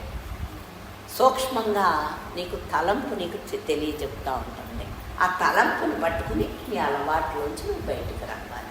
అలవాట్ల యొక్క వేగం తగ్గే కొద్దీ మనకి ఏమవుతుంది, ఆ లోపల అంతర్యామిగా ఉన్నవాడు ఆయన్ని అందుతూ ఉంటుంది, ఆయన సైలెన్స్ అందుతూ ఉంటుంది, ఆయన స్ఫురణ వస్తూ ఉంటుంది. అందుకని చెప్పేసి తెరచాటుగా ఉన్నట్టు ఆయన మనకి కనిపిస్తూ ఉంటాడు. స్పష్టత లేకపోయినప్పటికీ, డైరెక్ట్ ఎక్స్పీరియన్స్ లేకపోయినప్పటికీ ఆయనతో అనుబంధం ఉంటుందన్నమాట. అంటే మనం ఇక్కడ సాధన చేసేటప్పుడు నేను పోవాలి అనుకోవటం సరే, కానీ ఇంకా మనకు సూక్ష్మంగా తెలియజేస్తున్నాడు నేను పోవటానికి ఈ శరీరంతో మనసుతోటి కలవకూడదు. లోపల భగవంతుడు ఉన్నాడు, ఆయన బాహ్యంగా కృష్ణుడి రూపంలో, రాముడి రూపంలో, భగవాన్ రూపంలో అనేక రూపాల్లో వచ్చాడు. ఆ రూపాలను పట్టుకుంటూ ఉంటే ఈ మనస్సు ఏమవుతుందంటే పవిత్రమవుతూ ఉంటుంది. అంటే ఆ తలంపుల్ని పట్టుకోవటం అనేది సూక్ష్మ బుద్ధి ఉండాలి. మనకి ఆ సూక్ష్మ బుద్ధి రావాలి అంటే కనుక ఆ భగవంతుడి అనుగ్రహం వల్లే భగవాన్ వచ్చి మనల్ని లోపలికి తిప్పుతున్నాడు. బయట ఎక్కడా లేదు, లోపలే ఉందనేది మనందరికీ తెలుస్తుంది. లోపలికి ఎలా వెళ్ళాలో తెలియక మనం ఇబ్బంది పడుతున్నాం, కానీ బయట ఏదో ఉందనుకుని వెళ్ళట్లేదు. లోపలికి వెళ్ళాలంటే ఇది లోపలికి వెళ్ళలేకపోతానని ఉక్కిరి బిక్కిరి అవుతున్నాం. లోపలికి వెళ్ళేటప్పుడు నువ్వు విడదీసుకోరా. ఈ శరీరం, ఈ అహంకారం అంటే నేనుగాడు బలంగా ఉండటం వల్ల ఈ శరీరం నాది, ఈ శరీరం తెల్లగా ఉంది, ఈ శరీరం అందంగా ఉంది, ఈ శరీరం నల్లగా ఉంది అని దాంతో అలవాటు కొద్దీ ఆ శరీరంతో కలిసిపోతున్నావు. ఈ శరీరం ఇక్కడే మరణిస్తుంది అంటే అది మనం కాదు, శరీరం అబద్ధం కాబట్టే అది మరణిస్తుంది అని మనం వివేకంతో దాంతో విడదీసుకోవాలి. అంటే శరీరం మరణిస్తుంది అంటే అది అబద్ధము.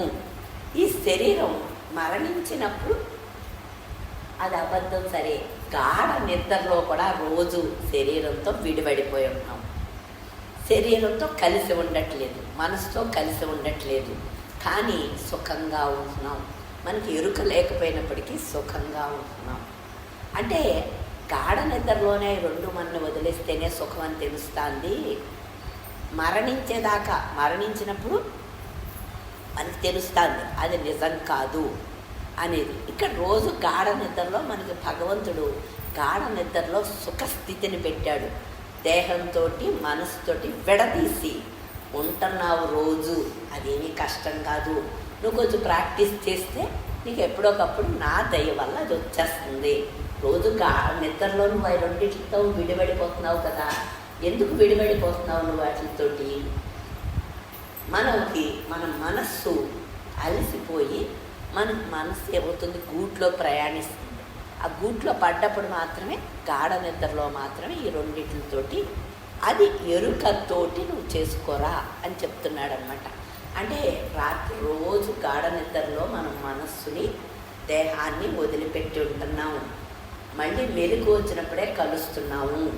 మనం సాధన చేసినప్పుడు కూడా దేహంతో మనసుతోటి కలవకుండా మనం సాధన చేసుకుంటే ఎరుకతోటి, అప్పుడు ఆ ఎరుకతోటి మనం సాధన చేసినప్పుడు ఆ స్థితి, ఆ మనస్సు ఏమవుతుందంటే కరగటం మొదలు పెడుతుంది.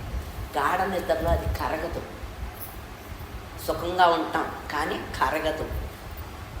జాగ్రత్త అవస్థలో ఆ రెండింటితోటి విడిపడి మనం చేసే సాధన, మనం చేసే ప్రయత్నం, ఆ ప్రయత్నం విడిపడటం అనే ప్రయత్నం మనం ఆ రెండింటితో కలవకుండా, మనం మనస్సుతో శరీరంతో కలవకుండా సైలెంట్గా ఆ గూట్లో పడిపోతాను చూడు. అప్పుడేమవుతుందంటే మనస్సు ఆ గుహలో పట్టడం వల్ల శాంతిగా ఉంటుంది. అప్పుడు మాత్రమే కరుగుతుంది.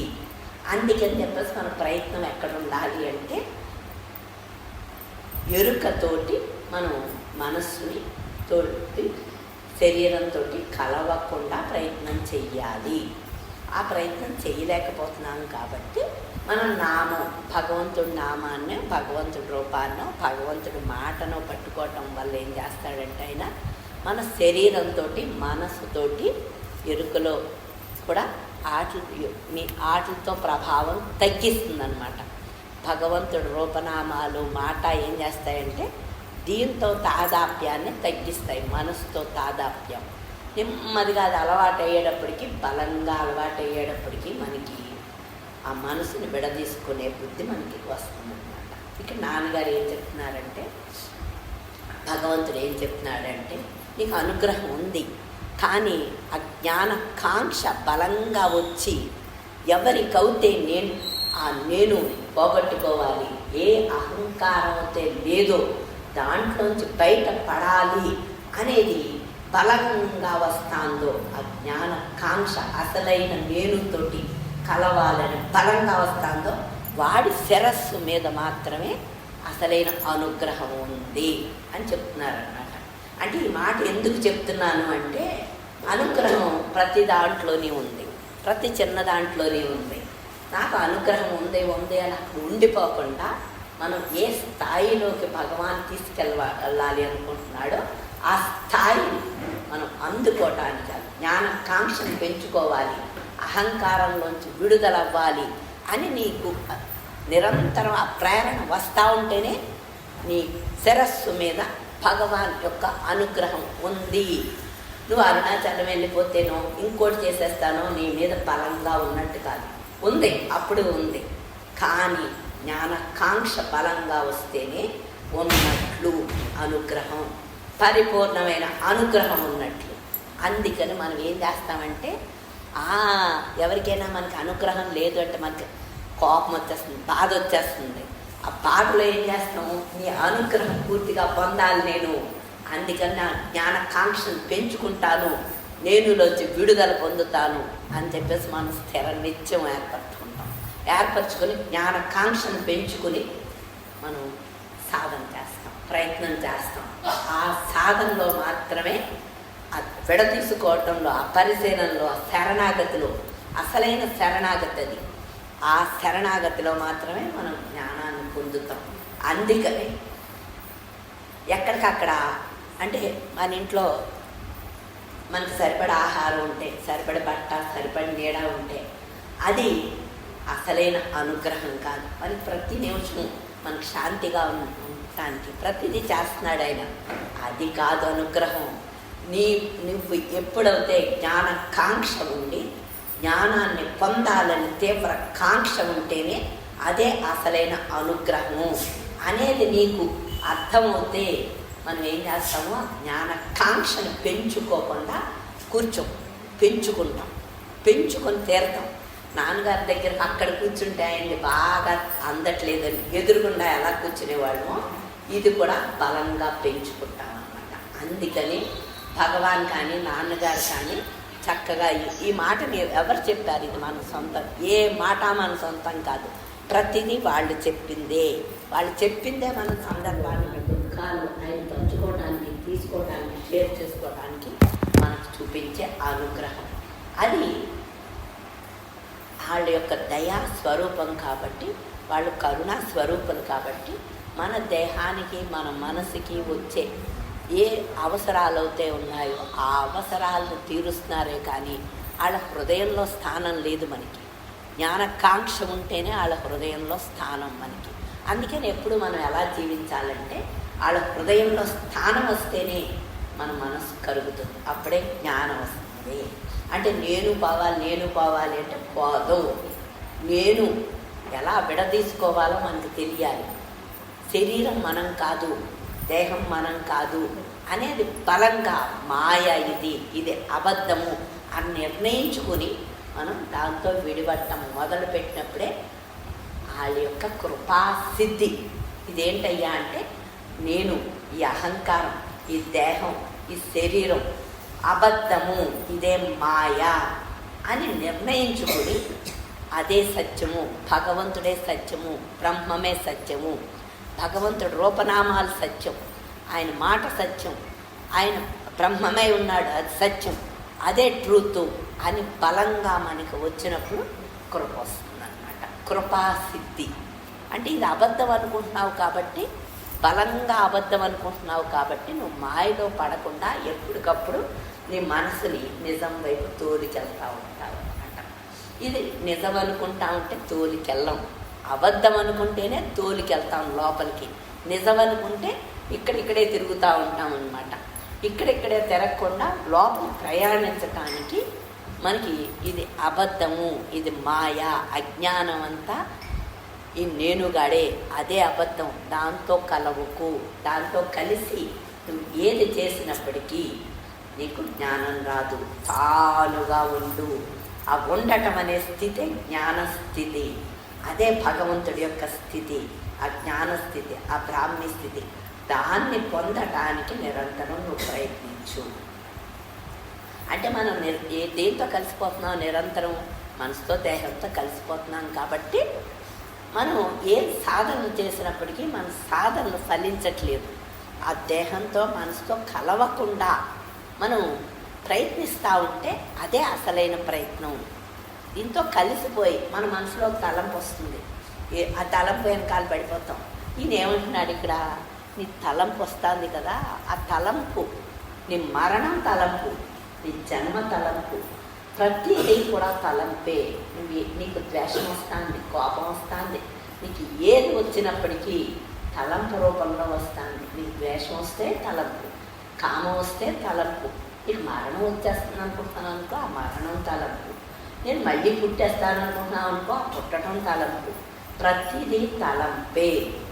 అంటే మనకు వచ్చే ప్రతి తలంపు కూడా అబద్ధము అని మనకి అర్థమవుతాయి. ఆ తలంపుల నుంచి విడిపడతాం, లేకపోతే ఆ తలంపుతో కలిసిపోతూ ఉంటాం అన్నమాట. నీకు వచ్చే పునర్జన్మ కానీ, నీకు వచ్చే కోపం కానీ, నీకు వచ్చే కోరిక కానీ ప్రతిదీ తలంపే. మనకు వచ్చేది ప్రతిదీ తలంపే.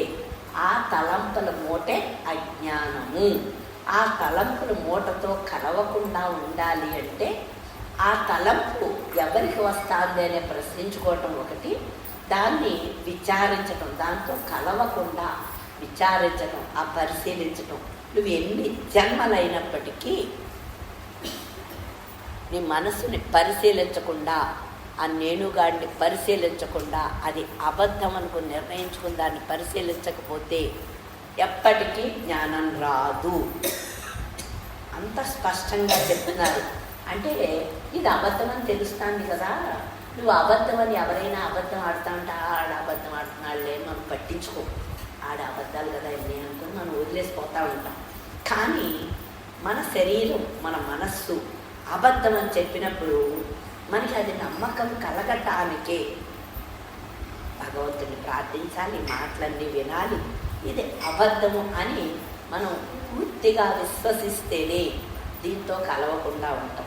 లేకపోతే మనం ఇదే నిజం అనుకోవటం వల్ల మనం దీంతోటే కలుస్తాం అన్నమాట. నిజమేది అంతర్యామిగా ఉన్నటువంటి భగవంతుడు. ఇది అబద్ధంతో కలిసినంతసేపు ఎప్పుడూ కూడా జ్ఞానాన్ని పొందలేము. అందుకని చెప్పేసి విచారణ చేయరా, పరిశీలించరా. పరిశీలిస్తే నీ మనసు అబద్ధం కాబట్టి పోతుంది. ఉన్నది ఎప్పుడు పోదు, అది ఎప్పుడు ఉండటమే, అది వ్యక్తమవుతుంది. నువ్వు ఏం చేసినా, ఏం చెందినా ఉన్నది పోదు, నీకు అనుభవంలోకి రాదు, కానీ పోదు అది. కానీ అబద్ధమైన మనస్సు, అబద్ధమైన శరీరం, నేనే శరీరం అనుకునేది అబద్ధం కాబట్టి చిన్న విచారణ చేస్తే పోతుంది. విచారణ చేయకుండా పోదు. అబద్ధాన్ని విచారించు. ఇది అబద్ధం అని నమ్మి విచారిస్తే తేలికగా పోతుంది. విచారణ చెయ్యకపోతే పోదు అనేది మనకు అర్థమవుతే ఏం చేస్తాము, నెమ్మదిగా మన తెలివినంతా ఉపయోగించి భగవంతుడిని ప్రార్థించి విచారిస్తూ ఉంటాం. అందుకనే ఠాగూర్ ఏమంటాడంటే, ఎక్కడ తలంపులు లేవో, ఎక్కడైతే కోపం లేదో, ఎక్కడైతే రాగం లేదో, ఎక్కడైతే భయాలు లేవో అక్కడికి నన్ను మేల్కొల్పు తండ్రి అంటాడు. ఈ తలంపులు లేని స్థితి ఏంటి? ఆత్మస్థితి. అదే బ్రాహ్మీ స్థితి, అదే ఆత్మస్థితి. ఈ తలంపులు ఎక్కడ లేవో, ఈ భయాలు ఎక్కడ లేవో, ఈ ఆందోళనలు ఎక్కడ లేవో అక్కడికి నన్ను మేలుకొలుపు అని ఆయన వివేకంతో ప్రార్థిస్తున్నాడు. అది మనకి ఎందుకు చెప్తున్నారు అంటే, తలంపులు లేని చోటకి నువ్వు వెళ్ళాలి. అంతకు నువ్వు వెళ్ళలేవు కాబట్టి భగవంతుని ప్రార్థించు. తలంపులు ఎక్కడ తలంపులు లేవో అంటే ఈ తలంపులు పట్టుకుని ప్రయాణించగరా. ఈ తలంపులు లేని స్థితి ఒకటి ఉంది, అదే భగవత్ స్థితి. అది నీకు అంతర్యామిగా ఉంది. అందుకని చెప్పేసి నువ్వు చక్కగా వాళ్ళ యొక్క ప్రార్థనలు మనకి ఎందుకు చెప్తున్నారు, ఠాగూర్ ప్రార్థన కానీ మహాత్ముల ప్రార్థనలు కానీ, అందులో వివేకం ఉంటుంది. మనంతట మనకి రాకపోయినప్పటికీ మనకి వాళ్ళు చేసిన ప్రార్థనలో మనం దాన్ని తీసుకొని దాంట్లో ప్రయాణించటానికి. తలంపులు ఎక్కడ లేవు అంటే ఆత్మలో లేవు, ఆ బ్రాహ్మీ స్థితిలో లేవు, మనకు అంతర్యామిగా ఉన్నాడు. ఈ తలంపుల్ని మనంతట మనం వదులుచుకోలేము కాబట్టి ఆయన్ని ప్రార్థించి మనం ఆయన ఒకడు ఉన్నాడు అనుకుంటున్నాం, ఈ తలంపులే అడ్డం అనుకుంటున్నాం, దీంట్లోంచి విడదీయమని చెప్తున్నాం. ఇదంతా వివేకం. తలంపులు అబద్ధమని తెలుస్తుంది ఇక్కడ. ఆ తలంపులు ఎక్కడ లేవో అక్కడ మేలుకొని పడుతున్నాం. వివేకంతో చేసే ప్రార్థన ఏమవుతుందంటే శరీరంతో మనస్సుతోటి విడదీస్తుంది అన్నమాట. అస్తమాను దాంతో కలిసిపోకుండా విడదీస్తూ ఉంటుంది మనస్సుతోటి శరీరంతో. ఆ వివేకం మనకి నిరంతరం ఆ మేలుకొలుపు ఏం చేస్తుందంటే ఒక స్థితి ఉంది, దాన్ని పొందాలి అని మనల్ని అక్కడికి దారి చూపిస్తూ ఉంటుంది. కాబట్టి అంత బాగా చెప్తున్నారనమాట. ఇక్కడ తెలంగాణ అంటూ ఉండేవారు, భగవాన్ ఎవరో నాకు అక్కర్లేదు అంటే ఆయన ఏ కులస్తుడు, బ్రాహ్మణ ఇంకో కులస్తుడా, ఆ దేహం గురించి ఆయన భగవాన్ ఎవరో నాకు అక్కర్లేదు, ఏమిటో నాకు అక్కర్లేదు అంటే భగవాన్ దేహం బ్రాహ్మణ దేహమా ఇంకో దేహమా, ఆయన దేహం ఎక్కడ పుట్టింది, ఆ దేహం వాళ్ళ లేదు. అలాగే ఆయన ఏంటో నాకు అక్కర్లేదు, ఆయన జ్ఞాన, ఆయన సత్పురుషుడా, ఆయన ఋష, ఆయన ఎంతటివాడా అంతటివాడా నాకు అక్కర్లేదు. ఆయన దగ్గర నుంచి పొందే శాంతి, కాంతి నేను పొందుతున్నాను. అంటే ఆయన దేహం గొడవలేదు, ఆయన ఎక్కడున్నాడు, ఆయన సుబ్రహ్మణ్యేశ్వర స్వామి, శివుడా, ఆయన జ్ఞాన మహాపురుషుడా, ఈ గోల నాకు లేదు. ఆయన బ్రాహ్మణ, ఆయన శరీరం ఎక్కడుంది, ఎక్కడ పుట్టింది, ఆయన శరీరం గోల లేదు. ఆయన ఏంటో మనకు అక్కర్లేదు, ఆయన దగ్గర నుంచి వచ్చే శాంతి, కాంతి అవి మనకి కావాలి. ఆ శాంతి, కాంతిని ఆ దేహం ద్వారా మనకి అందించాడు. కాబట్టి ఆ శాంతిని పొందాలి, ఆ కాంతిని అనుభవంలోకి తెచ్చుకోవాలి. మనకి ఏదైతే రుచి చూపిస్తున్నాడో ఆ శాంతిని, కాంతిని మన అనుభవంలోకి తెచ్చుకోవాలి. అది అక్కడ చలంగారిని చక్కగా చెబుతున్నారన్నమాట. అంటే ఆయన ఇక్కడ పుట్టాడు, తిరుచడిలో పుట్టాడు, మధురై వెళ్ళాడు, ఆయన ముందే జ్ఞానం పొందాడు, తర్వాత పొందాడు, ఇవన్నీ అనవసరం మనకి. అది ఊరికే ఈరోజు మనం అందరం చెప్పుకుంటున్నాం. ఆయన వైభవాన్ని చెప్పుకునేటప్పుడు ఎప్పుడైనా చెప్పుకోవచ్చు, తప్పేమీ లేదు. కానీ నిరంతరం అవన్నీ ఆయన శరీరం, బ్రాహ్మణ శరీరమా, ఆయన శరీరం ఏంటి, ఇదా అదా, ఆయన శరీరం ఎక్కడుంది, అవన్నీ మనకు సంబంధం లేదు. అరుణాచలంలో ఉందా, కొండ మీద ఉందా, స్కందాశ్రమంలో ఉందా, విరూపాక్ష గుహలో ఉందా, కింద ఉందా, ఆయన ఊరికే చరిత్ర చెప్పుకునేటప్పుడు, మహానుభావ చరిత్ర చెప్పుకునేటప్పుడు చెప్పుకుంటాం. అంతవరకే ఆయన శరీరం గురించి. కానీ ఆయన జ్ఞాన, సుబ్రహ్మణ్యేశ్వర స్వామి ఇవన్నీ కూడా మనం పక్కన పెట్టాలి. జ్ఞాని అయినా అవ్వకపోయినా ఆయన దగ్గర నుంచి మనకు వచ్చే శాంతిని, కాంతిని మనం అనుభవిస్తున్నాం. ఆ శాంతిని, కాంతిని మనం పర్మనెంట్ చేసుకోవాలి. అది మెయిన్ అనమాట. ఆయన సుబ్రహ్మణ్యేశ్వర స్వామి అవతారం అయినప్పటికీ కానప్పటికీ ఆయన శాంతిని, కాంతిని ఆయన మనకిచ్చాడు. ఏది తెలియకపోయినా మనకిచ్చాడు. ఆ శాంతి, కాంతి మనం పొందాలి. ఆ అనుభవాన్ని, ఆ బ్రాహ్మీ స్థితిని పొందాలి అంటే ఆ శాంతిని, కాంతిని పట్టుకోవాలి. కానీ ఇక్కడ శరీరాన్ని, ఎక్కడ పుట్టాడో, ఏం చేశాడో అవన్నీ చిల్లర విషయాలన్నమాట. అంటే భగవాన్ దగ్గరికి వచ్చేవాడికి హైలీ స్పిరిచువల్ ఆ బ్రాహ్మీ స్థితిని మనకి ఇవ్వటం కోసం అని చెప్పేసి ఇంత చక్కగా ఆయన జీవించి, బయట ఎక్కడా లేదు, నీ ఆనందం నీ లోపలే ఉంది. ఆ ఆనంద స్థితి ఉండటం వల్లే నువ్వు ఈ దేహం కదులాడుతుంది, నీ మనసు కదులాడుతుంది. మనసుకి, నీ దేహానికి మూలం ఆ స్థితి ఉంది. అక్కడ నువ్వు అనుభవాన్ని తెచ్చుకోవాలి.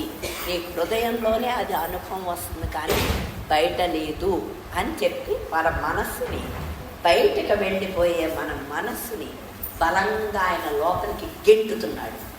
మనకి లోపలికి గెంటేస్తున్నాడు అంటే బయట గురువు లోపలికి గెంటేస్తాడు, లోపల గురువు లోపలికి తీసేసుకుంటాడు.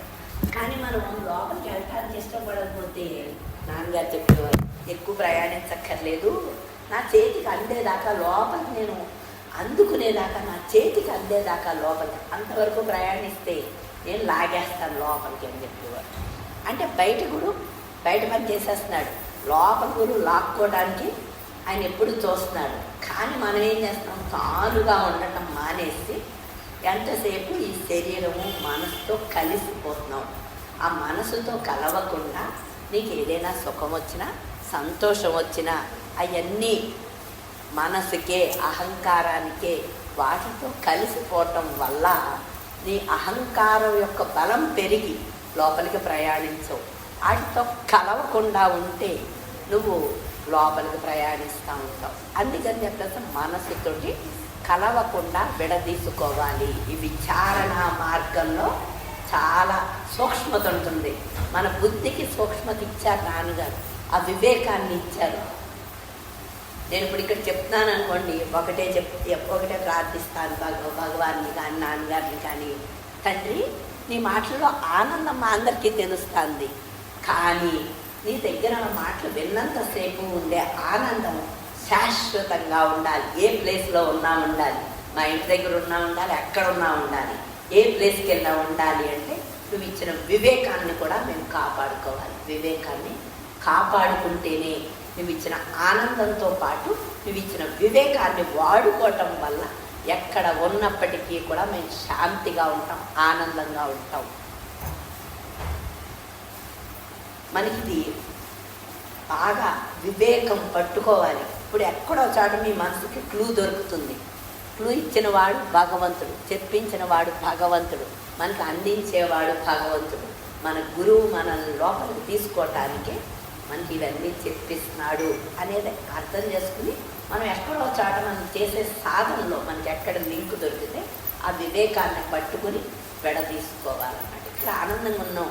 ఈ ఆనందం ఎందుకు వ్యతిరేక పరిస్థితులు వస్తే గుమ్మం దాటిన వెంటనే ఆవిడ నువ్వేంటి ఇలా చెప్పావు సంజయ్, ఏంటి చెప్పి నాకేం అర్థం అవ్వలేదు అంటే నాకు ఆనందం పోయిందనుకోండి, అది ఆచరించే ఆనందం కాదు, నాకు విడదీసుకునే ఆనందం ఉండాలి.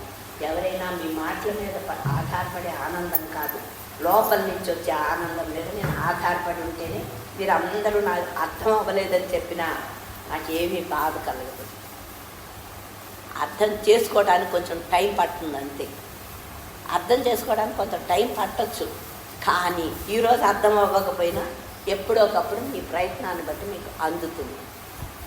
మాకు అందించినదే మనం అందించగలం. అందుకని చెప్పేసి ఇదంతా గురువు మనకి అందిస్తున్నాడు. ఈ వివేకం అనేది మనం ఎంత సూక్ష్మతో, ఇవన్నీ పుస్తకాలు చదివితే స్వాధ్యాయం చేస్తే రాదు, అధ్యయనం చేస్తే రాదు. ఇదంతా ఎవరైనా ప్రాక్టికల్గా చేస్తేనే వస్తుంది. బ్రాహ్మీ స్థితి ఉంది అనేది నాన్నగారిని చూస్తేనే మనకు వచ్చింది. జ్ఞాని దర్శనం వల్లే మనకు వచ్చింది. జ్ఞానకాంక్ష అంతా నాన్నగారు దర్శనం వల్ల, ఆయన అనుగ్రహం వల్ల వచ్చింది. అలాగే ఈ ప్రాక్టికల్గా కూడా ఎవరైనా సాధన ఎంతవరకు చేస్తున్నారో వాళ్ళ చేత మనకి చెప్పిస్తున్నాడు అంటే మనల్ని కూడా అక్కడికి లాక్కెళ్ళిపోతున్నాడు.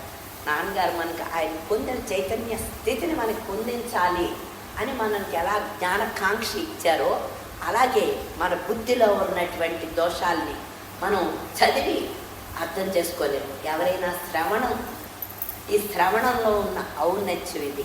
నాన్నగారు కానీ భగవాన్ కానీ శ్రవణ ఔన్నత్యం నాన్నగారు ఇచ్చారు. శ్రవణం ఎంతో తేలికైంది అమ్మా. శ్రవణం ఎలాంటిదంటే మీ ఆవుదోళ్ళకి ఏదో చుట్టో తౌడో పచ్చగడ్డ చూపిస్తే ఎలా వచ్చేస్తుందో ఈ శ్రవణంలోనే 90% సాధన అయిపోతుంది. మనం కొట్టి తీసుకెళ్ళక్కర్లేదు ఆవుదోడని, దానికి పచ్చగడ్డో తౌడు నీళ్ళో చూపిస్తే చాలా సంతోషంగా వచ్చేస్తుంది. అలాగే ఈ శ్రవణంలోనే 90% సాధన మనకు అయిపోయేటట్టు నాన్నగారు అనుగ్రహించారు. ఇంకొక మాట చక్కగా చెప్పేవారు, యజమాని ఆవు దూడని తాడు వదిలేస్తే ఆవు దూడ ఏం చేస్తుందంటే ఉరుకులు వేసుకుంటా పరుగులతోటి గెంతుకుంటా తల్లి ఆవు దగ్గరికి వెళ్ళిపోతుంది పాలు తాగటానికి. అంటే గెంతుకుంటా చాలా ఉరకలు వేసుకుంటా ఆనందంగా వెళ్ళిపోతుంది. అలాగే ఈ శ్రవణంలో మన మనస్సు ఉరకలు వేసుకుంటా అంతర్యామిగా భగవంతుడి వైపుకి ప్రయాణించేస్తుంది, హృదయం వైపుకి ప్రయాణించేస్తుంది. అది శ్రవణ భాగ్యం. జ్ఞాని చెప్పినప్పుడు మనం ఈ శ్రవణం చేసాం, జ్ఞాని మాటల్నే మళ్ళీ మనం శ్రవణం చేస్తున్నాం. అందుకని చెప్పేసి మన మనసు ఉరకలు వేసుకుంటూ హృదయం వైపుకి వెళ్ళిపోతుంది శ్రవణము అనేది మనకి తెలుస్తుంది. కాబట్టి మనం శ్రవణాన్ని చేయగలుగుతాం, ఆనందంగా చేయగలుగుతున్నాం. ఆనందంతో పాటు మనకి ఆ వివేకం కూడా ఉంటే మనం ఎక్కడ కూర్చున్నప్పటికీ, ఏ ప్లేస్లో ఉన్నప్పటికీ అశాంతి రాకుండా, దుఃఖం రాకుండా, తలంపే కదా దుఃఖం, అశాంతి కూడా ఇది ఏ రూపంలో ఉంది? తలంపు రూపంలో ఉంది. దుఃఖం తలంపు రూపంలో ఉంది, మరణం తలంపు రూపంలో ఉంది, బాధ ప్రతిదీ కూడా తలంపు రూపంలో ఉంది. ఆ తలంపుని విడదీసుకోవటం వల్లే మనకి జ్ఞానం. ఆ తలంపుని విడదీసుకోవటానికి మనం భగవాన్ యొక్క రూపం, భగవాన్ యొక్క టీచింగు, దానివల్ల మనం అది తలంపే. ఆ తలంపుని మనం పక్కకి గెంటాలి అంటే భగవంతుని స్మరిస్తే, ఆయన ఉపనామాలను మన మనసులో పెట్టుకుంటే తలంపు గెంటి వేయబడదు. నువ్వు మంచి పనులు చేస్తా ఉంటే చెడు పనులు చేసి టైం లేక మానేస్తావు, అలవాటు పోయి. మంచి పనులు చెయ్యాలి, మంచి పనులు చేయాలి, సాధన చేయాలనుకుంటే చెయ్యవు. మనం మంచి పనులు చేస్తూ ఉంటే చెడు పనులు దొరికిపోతాయి. అలాగే భగవంతుని స్మరించే కొద్దీ, ఆయన లోకనామాన్ని స్మరించే కొద్దీ, ఈ మాటలన్నీ శ్రవణం చేసే కొద్దీ మనకి ఆ బుద్ధిలోనే మార్పు వచ్చేస్తుంది. ఆ బుద్ధే మార్పు వచ్చేస్తుంది. ఆ బుద్ధి ఎప్పుడైతే మారిపోయిందో, ఆ బుద్ధి ఎప్పుడైతే జ్ఞాన కాంక్షని పొందిందో, ఆ బుద్ధి బాగుపడాలనే బుద్ధిని మనకి నాన్నగారు ప్రసాదంగా అనుగ్రహించారు. బాగుపడాలనే బుద్ధి ఉంది కాబట్టే మనం అందరం ఇక్కడికి వచ్చాం. ఆయన వెన్నంటి ఉన్నాం. ఆ బాగుపడాలనే బుద్ధి మనకి జ్ఞానాన్ని తీసుకొచ్చేస్తుంది. ఆ బాగుపడాలనే బుద్ధే, ఆ సూక్ష్మ బుద్ధే మనకి అన్నింటిలోంచి విడదీసేస్తుంది అన్నమాట.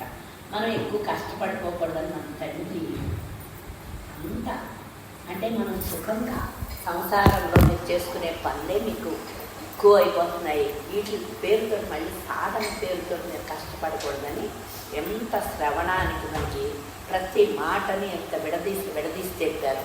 మన వివేకంతో 10 నిమిషాలు కూర్చున్నా భగవాన్ దగ్గర ఎక్కడ కూర్చున్నా సరే వివేకాన్ని ఉపయోగించుకోవాలి. వివేకాంతో విడదీసుకుంటే 100 జన్మల్లో చేసే సాధన భగవాన్ దాంట్లో 2-3 జన్మల్లో వచ్చేస్తుంది. అందుకనే భగవాన్ మార్గంలో ఉన్న ఔన్నత్యం, ఆయన భూమి మీదకి వచ్చిన ఔన్నత్యం. అలాగే నాన్నగారు ఇన్ని సంవత్సరాలు మనకి మన స్థాయికి దిగవచ్చాయన ఆయన స్థాయికి మనకి తీసుకెళ్ళిపోతున్నారు. మనం ఏం చేస్తున్నాం, మన స్థాయికి దిగొచ్చారని సంతోషమే, కానీ ఆయన స్థాయికి ఆయన లాగుతున్నారు. అది మనం పట్టుకోలేకపోతాం, అప్పుడప్పుడు జారిపోతూ ఉంటాం. కానీ జారినా సరే మళ్ళీ ఆయన స్థాయికి ఎదగటానికి మళ్ళీ మనం ప్రయత్నిస్తే మళ్ళీ ఆయన లాగేస్తారన్నమాట. ఈ జన్మలోనే ఇక్కడే మనల్ని లాగేస్తారు, ఆ స్థాయికి లాగేస్తారు, ఆయన స్థాయికి. అందుకని మనం ఏంటంటే ఎప్పుడు వివేకాన్ని వదిలిపెట్టకూడదు. మనకి బాహ్య ఆకర్షణ లేవు అంటే వైరాగ్యం. బయట ఎక్కడా ఏమీ కనిపించట్లేదు, మనకి బాగానే ఉంది, వైరాగ్యాన్ని ఇచ్చేశారు. వైరాగ్యంతో పాటు అభ్యాసం ఉండాలి. ఆ అభ్యాసానికే వివేకం. ఈ వివేకాన్ని మనం ఉపయోగించుకుంటే 1కి 10 సార్లు చదివితే, 1కి 10 సార్లు వింటూ ఉంటే, దాన్నే మననం చేసుకుంటూ ఉంటే ఏం చేస్తుంది, ఆ వివేకం చక్కగా మనలో ఉన్నటువంటి ఆ బుద్ధిని, ఆ వివేకం చక్కగా నడిపించేస్తుంది. ఆ వివేకవంతమైన బుద్ధి, ఆ సద్బుద్ధి మనకి మూలానికి చేరుస్తుంది అన్నమాట. భగవాన్ మార్గంలో, నాన్నగారి మార్గంలో వివేకం వాళ్ళు మనకి ఇచ్చిన విత్తనం. ఆ విత్తనం, చిన్న విత్తనం వేస్తే మర్రి చెట్టు ఎంత పెద్ద వృక్షం అయిపోతుంది. అలాగా వివేకం మన లోపల విత్తనాన్ని వేశారు, దాన్ని మళ్ళీ దాన్ని వృక్షం కింద పెంచేస్తున్నారు. ఆ వివేకమే మనకి అజ్ఞానాన్ని చీల్చేస్తుంది అన్నమాట. అది నాన్నగారి యొక్క మన కృప. అందుకని చెప్పేసి ఇన్ని 10 రోజుల నుంచి మీకు ఎంత భక్తి చెప్పినా నాకు మళ్ళీ నాన్నగారు టీచింగ్ దగ్గరికి వచ్చేటప్పటికి ఇది ఎవరు చెప్పరు. భగవాన్ యొక్క టీచింగ్ చెప్పటానికి చాలా సమర్థత ఉండాలి. మనం దాన్ని నిరంతరం సాధన చేస్తూ ఉండాలి. సాధన చేసే వాళ్ళ చేతే మనకి చెప్పిస్తూ ఉంటారు దాన్ని. మిగిలిన భక్తి మనకు ఉంది కొంచెం, ఆ భక్తి మాటలు మనం చెప్పేయగలుగుతాం. కానీ వివేకం, ఆ సూక్ష్మ బుద్ధితోటి విడదీసుకోవటం అనేది మనకి చాలా కష్టమవుతుంది. ఎవరైనా ఒకటి చెప్తే వెంటనే మనం పట్టేసుకోగలుగుతాం. కాబట్టి పట్టుకునే బుద్ధిని చెప్పించేవాడు ఈశ్వరుడు, పట్టుకునే బుద్ధిని ఇచ్చినవాడు ఈశ్వరుడు. అన్నీ ఈశ్వరుడే. మనకి అంత అనుగ్రహం ఉంది కాబట్టి మనం ఇలా పట్టుకోగలుగుతాం, విడదీసుకోగలుగుతాం. అందుకని ఎప్పుడూ కూడా శరణాగతి ఉందన్నమాట. డివోషనల్ ఎంక్వైరీ, విచారణ చేసేటప్పుడు కూడా శరణాగతితోటే చెయ్యాలి. శరణాగతి చెందకుండా నేను ఏదో చేసేస్తున్నాను అనుకుంటే ఆ నేనుగాడే అడ్డం. శరణాగతిలో నేనుగాడిని పక్కన పెట్టి అది అబద్ధము, అది మాయ అని చెప్పేసి విడదీసి శరణాగతితో విచారణ చేస్తామన్నమాట.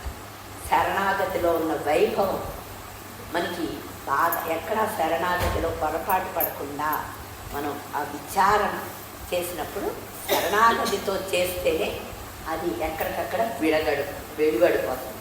నాన్నగారు ఎప్పుడు అనేవారు, డివోషనల్ ఎంక్వైరీ అమ్మా అని. అంటే భక్తి ఉంటేనే, శరణాగతి ఉంటేనే మనకి విచారణ వస్తుంది, కానీ భక్తి లేకుండా విచారణ రాదు. దీంట్లో ఎక్కడికక్కడ ఏది నిర్ణయించుకోవాలో అది నిర్ణయించుకుంటా ఉంటే మనకి తేలికైపోతుంది. కాబట్టి మనం వీళ్ళందరూ నేను అంటా ఉన్నారు, మీకు బాగోలేదు కదా, ఏం చెప్తారు రేపు మానేయండి అంటారు. చెప్పించుకునేవాడు గురువు. చెప్పించుకోవాలనుకుంటే చెప్పించుకుంటాడు, అవసరం అయితే చెప్పించుకుంటాడు, లేకపోతే మానేసుకుంటాడు. మనకేమీ సంబంధం లేదు. చెప్పిస్తే చెబుతాం, చెప్పించకపోతే మాట్లాడకుండా మనం ఆనందిస్తూ ఉంటాం. అంతవరకే మనం సరిపోతాం. మనం దేనికి కూడా ఆయన చేతిలో తోలు బొమ్మలము. అది మనకు అర్థమవుతేనే మన మనస్సు పక్కకు వెళ్తుంది. శరీరం మనసుతో తాదాత్మ్యం తగ్గుతుంది, లేకపోతే తగ్గదు. కర్తృత్వంతో చెప్పితే అది అసలు వాళ్ళే లోతులకి వెళ్ళలేరు కర్తృత్వంతో. ఇంకా మనకేం చెప్తారు? కర్తృత్వాన్ని ఎంతో కొంత వదులుకుంటేనే మనసు లోయల్లోకి వెళ్తుంది ఆ మనసు. అందుకని చెప్పేసి ముందు నేను చేస్తున్నాను అనుకోకుండా ప్రతిదీ భగవంతుడు చేస్తేనే చేస్తున్నాను. భగవంతుడు అవకాశం ఇచ్చాడు, భగవంతుడు చెప్పిస్తున్నాడు, భగవంతుడు చేస్తున్నాడు, మనల్ని బాగుపరచడానికి చెప్పిస్తున్నాడు అనేది మనం తెలుసుకుంటే కర్తృత్వంతో చెప్పము. కర్తృత్వాన్ని పక్కన పెడతాం, నేనుగాడిని పక్కన పెడతాం. ఎప్పుడైతే నేనుగాడిని పక్కన పెట్టామో, అబద్ధాన్ని పక్కన పెట్టామో, ఆ మాయను పక్కన గెంటుతూ ఉన్నాము. కొంచెం కొంచెం గెంటుతూ ఉంటాం. ఎక్కడికన్నా వెళ్ళేటప్పుడు ఏం చేస్తాం? మన ఇంట్లో అన్ని సామాన్లు అంటే కొంచెం కొంచెం గెంటుకుంటాం. ఒక్కసారి గెంటే దూకి కొంచెం కొంచెం గెంటుకుంటూ ఉంటాం. అలాగే మన అజ్ఞానాన్ని, మన మాయని మనం కొంచెం కొంచెం గెంటుకుంటా లోపలికి కొంత దూరమే ప్రయాణిస్తూ అక్కడి నుంచి ఆయన లాగేస్తారు. విపరీతమైన శక్తి ఉంటుంది లోపల, అద్భుతమైన శక్తి, అనంతమైన శక్తి మనని లోపలికి లాగేస్తుంది అన్నమాట. అందుకని కొంత దూరం ప్రయాణం చేయటం వరకే మనది. తర్వాత గురువుదే అంతాన్ని. గురువు లేకుండా జ్ఞానాన్ని పొందలేము. అది మనకి తెలుసు. ప్రతిదీ గురువే మనకి. ఎందుకంటే మనం అంత తెలివైన వాళ్ళం కాదు కాబట్టి, సామాన్యులం కాబట్టి మనకి గురువు యొక్క ప్రాధాన్యత తెలుస్తుంది, గురువు ఔన్నత్యం తెలుస్తుంది, గురువు యొక్క వైభవం తెలుస్తుంది. ఎందుకు తెలుస్తుంది అంటే తెలివితేటలు లేకపోవడం వల్ల తెలుస్తుంది. ఆ తెలివితేటలు లేకపోవడమే మనకు ఒక వరం. గురువుని చక్కగా శరణాగతి చెందుతాం. అక్కడి నుంచి ఆయన పని ఆయన చేసేస్తూ ఉంటాడు. మనకి ఏది కావాలో అది ఆయన చేసేస్తూ ఉంటాడు. అందుకని చెప్పేసి సద్గురుదేవా సద్గురు